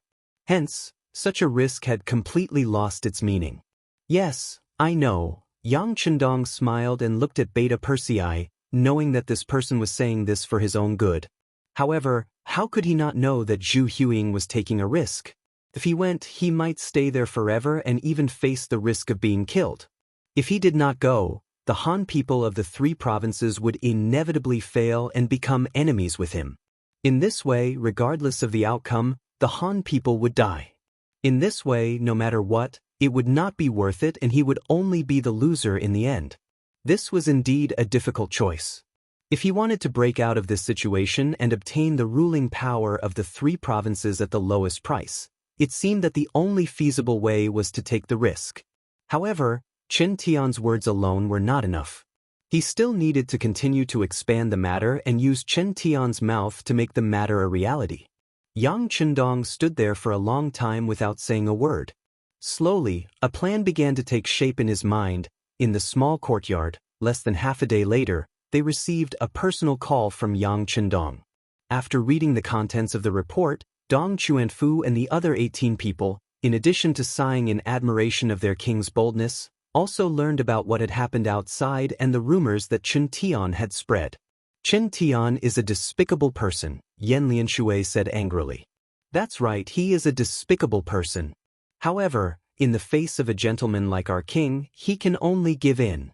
Men, tell the soldiers guarding us that we want to see Chen Tian. We have something important to tell him." At this moment, Dong Chuanfu was full of energy. After receiving Yang Chendong's personal telegram, he had more confidence when he spoke. After the soldiers guarding the courtyard heard Dong Chuanfu's request, they did not dare to delay and immediately reported it to Chen Tian. Chen Tian was also very curious about the 5-star army's decision so quickly. He led a group of soldiers back to the small courtyard and saw Dong Chuanfu and the others who had been waiting there for a long time. "Duke Chen, our king has already replied. He welcomes and is gratified that the 3 provincial kings are willing to submit to our Yang Xie. As for the 3 provincial kings' request to meet my great king in the city, I have also agreed." Dong Chuanfu's voice was not soft. He looked completely different from when they met in the morning. He looked much more energetic. He actually agreed? Chen Tian, who was originally a little absent-minded, was stunned. He originally thought that Bugnam of Gojoseon would definitely point out that this was a conspiracy and reprimand them. As such, they only needed to prepare for the upcoming battle. Then, they would make good use of the newly won people's hearts. There was still a possibility of a battle. However, when Dong Chuanfu said that Yang Chendong had agreed, Chen Tian felt that his brain was not enough to process it. Could he really agree to this? Could it be that he did not know that this was a conspiracy? Could it be that he did not know that once Bugnam of Gojoseon came to Yunnan Manor, it would be equivalent to an eagle being locked in a cage and would not have the chance to spread its wings and soar? Could it be that he did not know that this was a dangerous journey? At this moment, countless thoughts appeared in Chen Tian's mind. He was increasingly unable to understand Yang Chendong's actions. It was not until Dong Chuanfu intentionally coughed that Chen Tian was pulled back to reality from his fantasy. "Oh, but I wonder if there are any other conditions?" Out of instinct, he asked. "Yes, our king does have conditions." Dong Chuanfu nodded. As expected. Chen Tian's heart skipped a beat. He did not believe that Yang Chendong would jump in despite knowing the truth of the matter. He had even thought about what the other party's request would be. It must be to bring more soldiers. For example, the 500 followers would be replaced by 50,000. With the powerful combat strength of the 5-star army, if these 50,000 were all elite troops, it would be very difficult to touch him in Yunnan manner. Chen Tian already had a judgment in his heart. He was even prepared to reject the other party's request for 50,000 people because it would threaten the safety of the 3 provincial kings. He opened his mouth and said, "But I don't know what the conditions are. Why don't you tell me?" Chen Tian just wanted to see how Dong Chuanfu and the others would perform. He didn't agree to it, but he wanted to see how Dong Chuanfu and the others would perform. Looking at Chen Tian, Dong Chuanfu did not think too much. Instead, his voice was loud as he said righteously, "Previously, there were some rumors in the city that were unfavorable to our king. I think it must have come from your mouths, so our king cannot believe you. It's coming." Chen Tian thought in his heart. However, he did not stop him. Instead, he wanted to watch Dong Chuanfu continue his performance. He only needed to wait for the other party to finish speaking before he would completely deny it. At this time, Dong Chuanfu was still talking to himself. Who knows if the 3 provincial kings will do anything else? In order to dispel our king's concerns and to make the truth of the matter public, you only need to send out official documents to the people of the 3 provinces. Tell them that the 3 provincial kings intend to submit to our king. Everything will wait until our king enters Yunnan manor. After ensuring his safety, the authority of the 3 provinces will be handed over. Then, Bugnam of Gojoseon will come here and take over everything. No, that's too much. Chen Tian didn't even pay attention to what Dong Chuanfu was saying and directly denied it. Then, with an angry look, he snorted coldly and said, "This is simply because Wunan king doesn't trust my king. If that's the case, is there still a need to negotiate?" Not only were Dong Chuanfu and the 17 members of the diplomatic mission stunned by Chen Tian's words, but even the personal guards behind Chen Tian were stunned. They did not understand how their master's words had anything to do with Dong Chuanfu's request. At this time, Chen Tian also felt that something was wrong. This could be seen from the faces of Dong Chuanfu and the others. Out of the corner of his eyes, he glanced at the bodyguards beside him. When he saw that they were also looking at him in surprise, he knew that this was bad. Obviously, Dong Chuanfu wasn't talking about how many soldiers he would bring into Southern Cloud Manor. He forced a smile and said, "I'm sorry, Minister Dong. I've been busy recently, so I was distracted by other things. I will have to trouble you to say it again."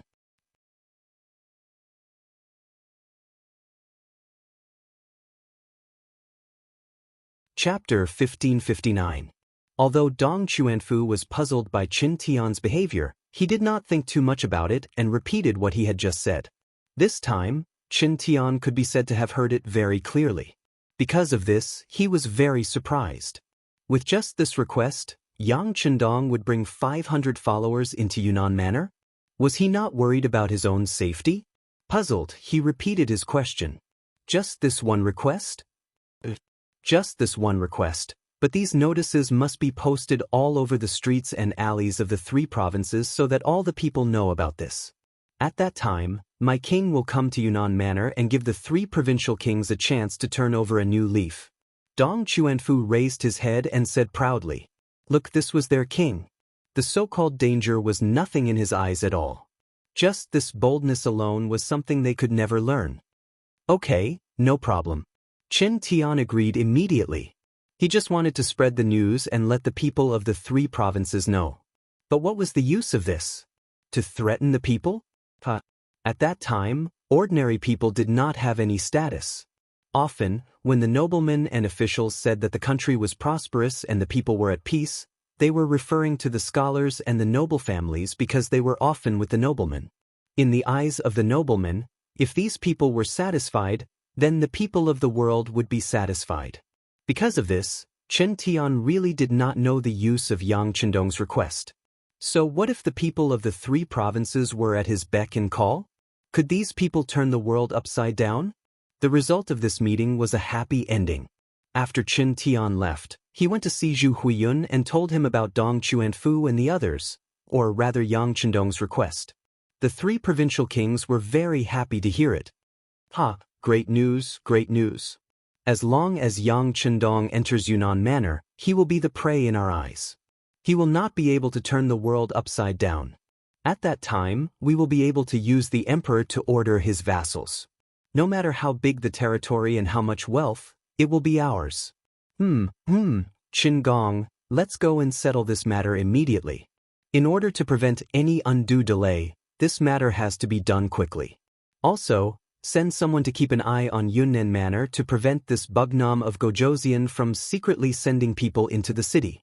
Yang Chendong's strength, although Zhu Huitu didn't experience it too much, but looking at the opponents he dealt with, he knew that this person was very powerful. In order to prevent the other party from playing any tricks in the dark, he had to strengthen his control over Southern Cloud Manor, especially in terms of military force. As for public opinion, Zhu Huichen really didn't care. As long as he had money, food, and soldiers, ordinary people would have to look up to him. After getting a positive answer, Chen Tian went to work with a face full of joy. Once Zhu Huichen really became a great emperor, he would have the power to meddle with Yang Xie. His status would inevitably rise, and some of his ambitions would be realized. It was very likely that he would be remembered in history. No one cared about public opinion, but only Yang Chendong was very clear about the importance of public opinion. Yang Chendong had some headaches about Yunnan, Guizhou, and Guangxi. These were the ancestral lands of the Han people. It was impossible to deal with them like dealing with other forces. After taking over these places, he couldn't forcibly move them out. That would be criticized behind his back. Yang Chendong didn't care about what they said about the foreign races, but for the Han people, their position was naturally different. If possible, of course, he would want to solve the problem here in a peaceful way. Thus, Zhu Huichen came up with this move. Although it seemed that this place was abnormally dangerous, but wasn't it an opportunity for him? If he did it well, he could righteously take over the three provinces, and the people here wouldn't have any resistance. In this way, the big problem would be solved. Since that was the case, why would he not agree? As for what kind of danger would there be in Yunnan Manor, Yang Chendong, who had Dasong, really didn't care too much. If they wanted to deal with him, those people had to have the ability to do so. Of course, because of Datsong, Yang Chendong was full of confidence, but others didn't know. After learning the details of Yang Chendong's telegram to Dong Chuanfu, Yang Xie was in an uproar. First, it was the two commanders of the 2nd and 4th Divisions of the Leng Feng Army, followed by the 1st Cavalry Army's commander Tian Hu, and the new army's commander Su He. Then, a group of officials in the first city and the people in charge of the provinces and regions also sent telegrams to inquire about this matter. At the same time, they also advised their king not to be impulsive. In this regard, Yang Chendong just smiled and accepted the concern of these people. Then, he did something that made everyone exclaim.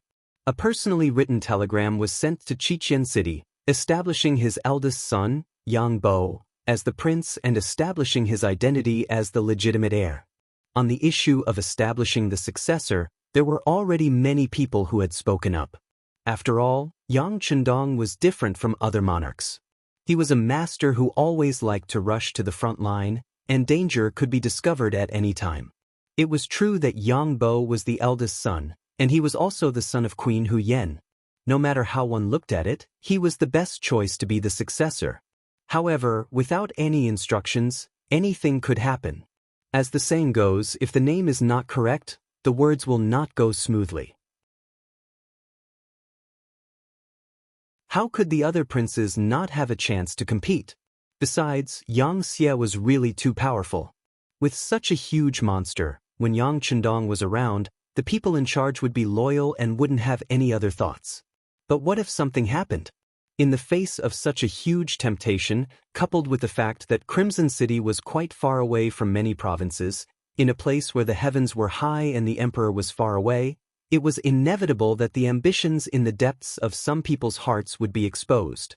If that was the case, it was not impossible for the Yang faction to be torn apart. However, if the successor was confirmed, then it would be completely different.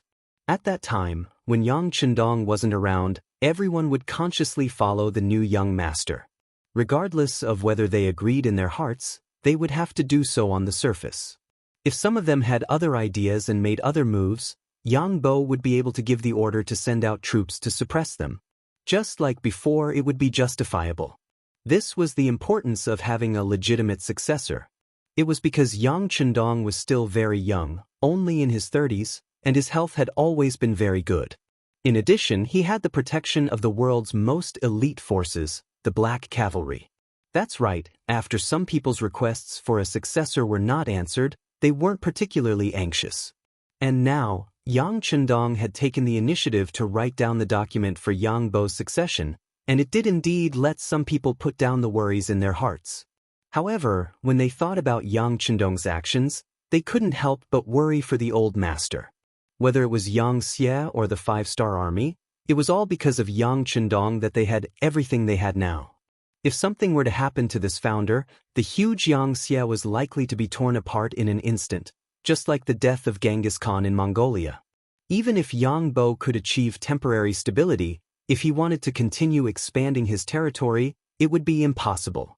For some of the officials who still wanted to see how far the Han people could go, of course, this was not what they wanted. Thus, even though the succession document was sent out everywhere, there were still many officials who sent telegrams to Yang Chendong, asking him not to take the risk and enter Yunnan Manor. Among them, City Lord Yu Qian was the leader. Yu Qian's feelings for the great Ming dynasty were unquestionable, but not many people knew that his loyalty wasn't to any dynasty, but to the Han people. Since Yang Chendong did better than the great Ming dynasty in this aspect, why wouldn't he fully support him? This could be seen from the fact that he called Yang Chendong king and had his son become an official. He also did his best to assist him. Yu Qian thought that even if he couldn't see the day when the Han people unified the world, his son and grandson had to see it and participate in it. But now, just as the hope was getting bigger and bigger, Yang Chendong wanted to take the initiative to take the risk, so how could he let it go? If Yang Chendong hadn't sent a telegram to Yang Wu and Deputy City Lord Luan Shaochen in Crimson City to keep an eye on Yu Qian, he probably would have already boarded a ship and rushed over. Even so, Yu Qian still sent 3 telegrams a day to express his determination and also warned Yang Chendong not to take the risk. The public opinion could be fought for in the future, but he couldn't take the risk and regret it for the rest of his life. Imperial Palace of Crimson City. Yang Bo, who was already 10 years old, had already grown into a handsome young man. Ever since his father left Crimson City 6 years ago, he had not returned. In other words, Yang Bo, who was already 10 years old, had not seen his father for more than 6 years. However, this did not affect the glorious image of Yang Chendong in his heart. Putting aside everything else, in the past 6 years, Yang Chendong had restored the Far Eastern province and taken down Eastern Europe and Central Asia. He had destroyed countless countries and increased the wealth, territory, and population of the Yangtze. It wouldn't be long before news of a great victory came from the front. When the little Yang Bo heard this, he felt a sense of pride and glory. From how he saw it, this was why his father was so amazing, and he felt proud to have such a father.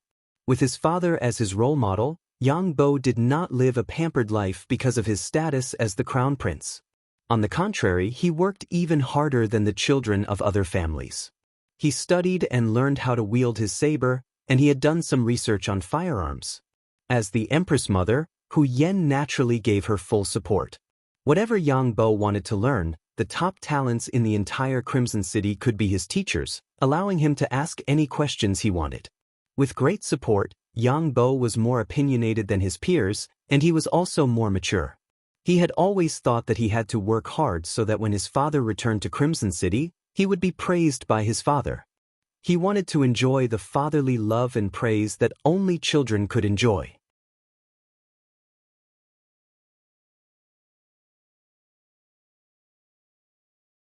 Chapter 1560. But now, a document had spread to every province in Yangtze. He had become a prince and the first in line to inherit the throne. After knowing what this meant from his teacher, Yang Chendong was not only unhappy, but he personally wrote a telegram and sent it to Yang Chendong. The meaning was not complicated. As a son, he missed his father. He wanted to see his father and enjoy the joy that Yang Chendong brought him when he touched his little head. As a son, he didn't want his father to take risks, because his father was his everything. As the son of a king, and a possible king in the future, he understood his father's approach. He wished his father a triumphant return and would wait for his safe return. But if things did not work out, he would take the initiative to start everything and fulfill Yang Chendong's wish to let the Han people stand at the top of the world. This telegram was respectfully sent to Yang Chendong by Beta Persei. After reading the contents of the telegram, Yang Chendong had mixed feelings. He sighed in his heart. His son had finally grown up. She couldn't help but murmur in her heart, "Oh, don't worry. Your father won't be in trouble so easily. I will lead you to a higher peak. I will watch you get married and have children. I will watch the day you rule this world." Order, prepare to set off for Yunnan Manor. At this moment, Yang Chendong's face was full of high spirits. He wanted to set an example for his son. He wanted to make everything impossible possible. According to the news, the kings of the 3 provinces had already posted notices, stating that as long as King Wu Nan, Yang Chendong, was willing to condescend to the Southern Cloud Manor, the king of the 3 provinces, Zhu Huixian, would be moved by his sincerity. The 3 provinces might surrender without a fight and become part of Yang Chendong's territory. When the notice was posted, the local people were overjoyed. They had long heard about the treatment of the Han people in Yang Xie's territory. Not only did everyone have a grain field, but they were also given houses to live in. Those with skills could also work in factories to earn money. It was said that many people who went there first not only did not have enough food at home but also had meat on the table during the new year. All of this was undoubtedly a fairy-like life for the ordinary people. If it was not because they were too far away or because the village officials and officials at all levels were too strict, they would have fled and sought refuge. Now, they could become a member of Yang Xie without moving and enjoy all kinds of good policies. All of the people were naturally overjoyed and looked forward to Bugnam of Gojoseon's appearance in Yunnan Manor. Of course, most of the people did not think that Yang Chendong would be a threat once he entered the territory of the 3 provinces. From their point of view, Bugnam of Gojoseon, who could destroy the Mongolians and the surrounding foreign tribes, moved into Yunnan Manor. It was the same as returning to his own home. How could there be any danger? On the contrary, if Bugnam of Gojoseon did not come, it would mean that he did not want them and their lives would be in danger. In order to survive, they had to work hard to become the 3 provinces' army and fight against the 5-star army on the battlefield. It had to be said that Zhu Huiyu had the upper hand in public opinion this time. He was now using public opinion to threaten Yang Chendong and force him to take the risk to come to Yunnan Manor. Yang Chendong, who knew everything, could not think of a way to solve the problem, so he decided to take the risk this time. Naturally, this risk was very dangerous in the eyes of others, but in Yang Chendong's eyes, it was not a big deal. If he was forced into a corner, he could use the big warehouse. But before he was at the end of his rope, it was better not to expose his bottom line. He would not forget that from all kinds of clues, there was a pair of eyes staring at him in the dark. And before he found the traitor, it was best not to use his trump card. This was equivalent to an additional insurance. If he did not want to use the big warehouse, the 500 people who came this time must be carefully selected. Of course, Yang Heir volunteered himself and insisted on following him. Next was the 2,000 Black Cavalry, the Lung brothers, and the self-proclaimed elite warriors of the world's first cavalry army. However, there were only 500 people to follow. Even if the Black Cavalry had 2,000 people, how could there be anyone else's turn? Out of 2,000 people, only 500 could be brought. With a ratio of 4 to 1, all the Black Cavalry wanted to join. In their hearts, it was all thanks to Yang Chendong that they could have a good life and social status now. Now that their master needed them, of course, they would not shirk their responsibility. Yang Chendong handed this difficult matter to Beta Persei to handle. He believed that this young family servant would do his best to protect his safety. If that was the case, who would he bring along? He must be more nervous than himself. Beta Persei also lived up to Yang Chendong's expectations. After getting the power to choose the soldiers, he called for 2,000 black cavalry and held an internal martial arts competition in a small area. The first 500 people could follow. As for the others, if they did not seize the opportunity, then sorry, they could only stay here quietly. In the afternoon, 500 of the most elite black cavalry were selected. Beta Persei immediately transferred a batch of firearms to them. Then, under the worried eyes of the 5-star army generals, they went straight from Beijiang Prefecture to Yunnan Prefecture under the banner of Bugnam of Gojoseon. After Yang Chendong arrived at Beijiang Prefecture, Wang Zhanjiang, one of the 3 provincial generals outside the city, retreated with his army. He came on this trip full of confidence.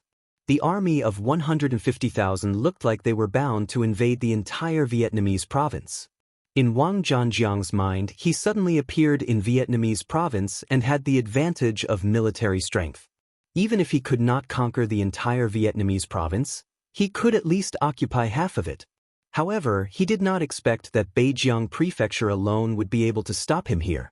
With the cooperation of the 1st Division of the Cold Front Division, he did not gain the slightest advantage no matter how hard he tried. He also did not see any hope of attacking the city. Therefore, when Yang Chendong appeared with the main army, he turned around and fled. Wang Zhanjiang's luck was very bad. When he led his troops back to Lang Sun, he was heavily injured by Cheng Hu of the 1st Division of the Cold Front Division, causing him to flee like a stray dog. On the way back, in order to make himself look less miserable, he even ordered his Kiliarchs to capture many able-bodied men from nearby villages to supplement the army. However, what he did not know was that among the able-bodied men he captured, 2,000 of them were from the 1st Division of the Cold Front Division. One by one, they disguised themselves as ordinary people and were scattered all over the place. Then, they were caught and found by the 3 provinces' army and brought back to the Southern Cloud Mansion in a grand manner. Although these 2,000 men were scattered among the various armies, they were already prepared. As long as Cheng Hu, as the commander, gave the order, they would immediately gather and do more things. The existence of these people was also one of the trump cards that Yang Chendong dared to enter Yunnan Prefecture. Since both sides had reached a temporary truce agreement, Yang Chendong had already set off for Yunnan Prefecture with 500 black cavalry. Naturally, they did not encounter any obstacles along the way. Moreover, the armies and officials of the 3 provincial kings would come out to greet them as a sign of friendship. This allowed Yang Chendong and his troops to get closer and closer to Yunnan Prefecture. In Yunnan Prefecture, at this moment, Zhu Huichuan's face was flushed and he was extremely excited. Previously, when he heard Mo Gui's suggestion, he did not think it was feasible. At least, if he was Yang Chendong, he would never take the risk to come to Yunnan Prefecture. Since he had a good chance of winning, why would he take the risk? However, Yang Chendong actually agreed and even appointed his eldest son, Yang Bo, as the prince. This meant that he was ready to break the hatchet and sink the boat. When Zhu Huiqiu thought about how long it would take for Yang Chendong to appear in front of him and even be controlled by him, then he might indirectly control the entire Yang family. His heart began to beat faster and faster, and it didn't slow down. In his excitement, he secretly mobilized the elite forces in his hands to get closer to Yunnan Prefecture. What he needed to do was to wait for Yang Chendong to enter the city and find the right opportunity to control him for his own use. In order to successfully complete this mission, he continuously mobilized the elite forces under him from the provinces and gathered outside Yunnan Prefecture. At the same time, he also sent out a large number of scouts to pay attention to the main forces of the 5-star army in the south of Lang Sun. Once he found out that they were acting strangely, he would use Yang Chendong as an excuse to immediately send troops to attack and take the initiative first. However, from the information he received so far, the main forces of the 5-star army were very obedient. They seemed to believe that Yang Chendong could succeed in the peace talks and did not have the slightest intention of moving to the 3 provinces. This made Zhu Huichun feel relieved, but at the same time, he cursed the stupidity of the 5-star army in his heart. 10 days later, When he learned that Yang Chendong and his 500 men were less than 3 days away from Yunnan Prefecture, Zhu Huichun called a group of his confidants to a secret room to discuss and perfect the military plan. Other than his number one think tank, Qin Tian, there were 4 of his generals present. They were General Meng Ning, General Wu Yingtu, General Zhang Jiang, and General Kai Wenju. Over the years, Zhu Huichun had been constantly developing and expanding his strength and had gathered a group of capable people. For example, these 4 generals were one of them. There was also General Luo Guan who guarded Yunnan, General Jiang Wuqing who guarded Guangxi, and General Bai Kun who guarded Guangxi. In the secret room, the 6 of them met and Zhu Huichun took the lead to announce the final plan, which was how to capture Yang Chendong alive and not kill him. Of course, if Yang Chendong died, Yang Xie would fall into chaos. However, for the sake of benefits, Zhu Huichun did not want to see a chaotic Yang Xie. What he wanted was to use them for his own purposes. Even if he could not take over all of Yang Xie's territory, if he could take over a third of it, it would be a land that was much larger than the Great Ming Dynasty.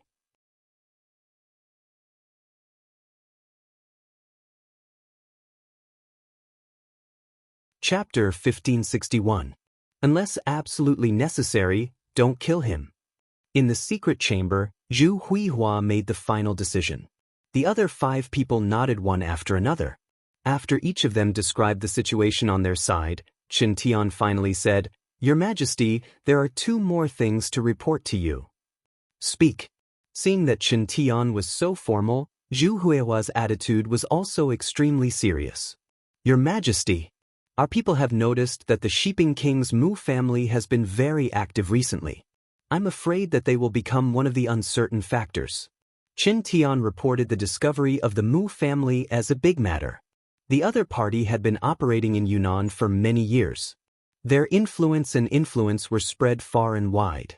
It was not something that could be wiped out in a few years. If they jumped out to cause trouble at the crucial time, it would cause problems.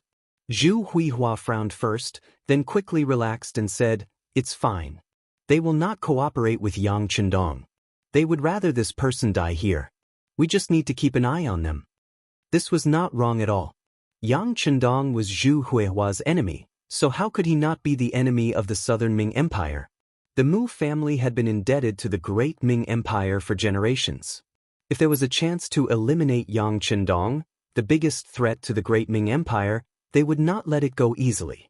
Therefore, most of the people from the Mu family came to kill Yang Chendong, and it was impossible for them to save people. Since Zhu Huihua said that he knew about this matter, Qin Tian did not say anything more. Both sides made the final arrangements regarding Yang Chendong's arrival. If they could not capture Yang Chendong alive, then they could only kill him. No matter what, this time, they would not allow Yang Chendong to leave Yunnan Manor alive. The news that Yang Chendong was coming to Yunnan Manor to negotiate with Zhu Huihua and peacefully take over Yun, Guang, and Gue provinces had long been spread among the people. In order to witness this great moment, all the Han people in Yunnan Manor were looking forward to it. Even the people in the surrounding towns were waiting for good news. To them, there was no better news than being able to survive a calamity without going through a war. After all, the people who would suffer the most in the chaos of war would be the people. 3 days later, outside the southern city gate of Yunnan Manor, Chen Tianjing led a group of people to welcome the arrival of Yang Chendong's team. Zhu Huichun did not appear. Instead, he used the excuse that he was not feeling well to hide. This was what he had to be careful about. Emogue also reminded him that Yang Chendong was a very powerful person. He didn't act according to common sense. Don't get kidnapped as soon as you see him. If that happened, you would suffer a double loss. Regarding this, Zhu Huilu deeply agreed.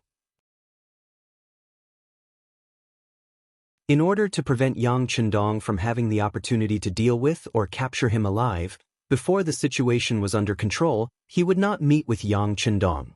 This time, he only sent Qin Tian as his representative. Yang Chendong's team came from afar. They were all dressed in black armor and black horses. Every one of the black cavalry had a saber at their waist and a firearm on their back. When the 500 people lined up neatly, they gave off the feeling of a magnificent army. He had long heard of the legends of the Black Cavalry's ability to fight, but he had never seen it before. He thought that the world had exaggerated their abilities. But when they faced each other, Chen Tian felt a strong murderous aura rushing towards him. At this moment, his expression changed greatly. He couldn't help but think to himself, it's only 500 Black Cavalry, but they already give off the feeling of a magnificent army. It's invincible. If there were 2,000 Black Cavalry, even if he sent out 20 or 30,000 people, he wouldn't be able to cause any damage to the enemy in a short time. Thank goodness, thank goodness. We only agreed on 500 people. It seems like Yang Chendong is also abiding by the rules. Chen Tian said in his heart, thank goodness, thank goodness. With a smile on his face, he quickly led his men to welcome them. Yang Chendong was no stranger to Chen Tian. They had interacted many times before. Thus, he recognized him from afar. But when he didn't see Zhu Huelio's figure, Yang Chendong deliberately pretended to be unhappy and asked, what's wrong? The 3 provincial kings didn't come? Although all of this was within his expectations, Zhu Huilu wouldn't easily show himself and wouldn't give him a chance to capture the king first. However, he still had to show his anger. Seeing Yang Chendong's sullen face, Chen Tian didn't know why, but his heart couldn't help but beat faster. He hurriedly bowed and said, I'm really sorry. My king has been having a stomachache since last night. He hasn't recovered yet, so I can only come to welcome him. But please don't worry, Bugnam of Gojoseon. Once my king recovers, he will immediately come to see you. With an apologetic look, when Yang Chendong looked at him, Chen Tian couldn't help but avoid his eyes. After all, he was lying, so he was somewhat lacking in confidence. How could Yang Chendong not know that Chen Tian wasn't telling the truth? However, if he turned around and left because of this, it would be making a mountain out of a molehill. Moreover, he originally planned to enter Yunnan Manor. Otherwise, he wouldn't be able to carry out his plans one by one. Alright, then please send my regards to the health of the 3 provincial kings. This king hopes to see him as soon as possible so that we can discuss the matters of the 3 provinces as soon as possible. Yes, Bugnam of Gojoseon's intentions, this official will definitely pass on your message to my king. Then, can we enter the city now? There are many people in the city waiting to see Bugnam of Gojoseon. Seeing that the matter was over, Chen Tian hurriedly changed the topic. Hearing that the people were lining the streets to welcome him, Yang Chendong's face lit up with joy. That's right, this king is really happy that the people are so fond of him. I'll have to trouble Lord Qin to lead the way. You're too kind. This is what I should do. Bugnam of Gojoseon, please. Chen Tian chuckled. After bowing and making an inviting gesture, he immediately turned around and walked in front. When he turned around, he intentionally looked at the armored general who was following beside him. This person was Wang Zhanjiang. On the surface, he was in charge of the safety of Yang Chendong's group. However, in reality, he was observing if there was a suitable opportunity to make a move. When Chen Tian was welcoming Yang Chendong, he was observing from the side. However, the result disappointed him. From the performance of the 500 Black Cavalry, Yang Chendong was tightly protected in the middle. If he had to make a move forcefully, not only would he not be able to gain any advantage, he might even let the other party escape in the chaos. This would greatly disappoint the king's expectations. Without even a 20% chance of success, Wang Zhanjiang naturally wouldn't make a move so easily. He decided to wait for Yang Chendong to enter the city before making a move. No matter what, it was easier to enter the city than to leave. At that time, the initiative would be in his hands. He inconspicuously shook his head, telling Chen Tian that the opportunity wasn't ripe yet. Chen Tian nodded his head discreetly, indicating that he understood. Then, he strode into the Southern Cloud Manor. The 2 sides of the streets in the city were already filled with Han commoners who came to watch the show. In the past, they had only heard of how powerful Bugnam of Gojoseon was. There were even rumors that he had 3 heads and 6 arms. However, no one had actually seen what he looked like. Now that there was a chance to see his true appearance, who would be willing to let go of such an opportunity? Regarding the commoners in the city who were surrounding the 2 sides of the street, Zhu Huiyun and his subordinates discussed and didn't disperse them. After all, the commoners were the most insignificant existence to them. They didn't care about the so-called true public opinion. If they wanted to watch, then they could come and watch. This way, Yang Chendong would lower his guard. After all, with so many commoners watching, the other party would definitely think that they were sincere in negotiating. This would be beneficial to them. However, Zhu Huiyun didn't even think about it. He didn't even dare to go out of the city to welcome them. This already proved that he lacked confidence. How could Yang Chendong easily believe him? However, he was happy to see the commoners of the 3 provinces because he had already prepared gifts for these commoners. Yang Chendong entered the city. In front of him was Chen Tian and his men. They were responsible for opening the way and ensuring the safety along the way. Every 2 steps, there was a soldier from the 3 provinces guarding the place. They looked as if they were facing a great enemy. However, they weren't targeting the 5-star army, but the people from Shiping King's Mu family. They were afraid that their appearance would disrupt their king's plan. Yang Chendong entering the city was equivalent to entering Zhu Huiyun's pot. How he wanted to see it all depended on his mood.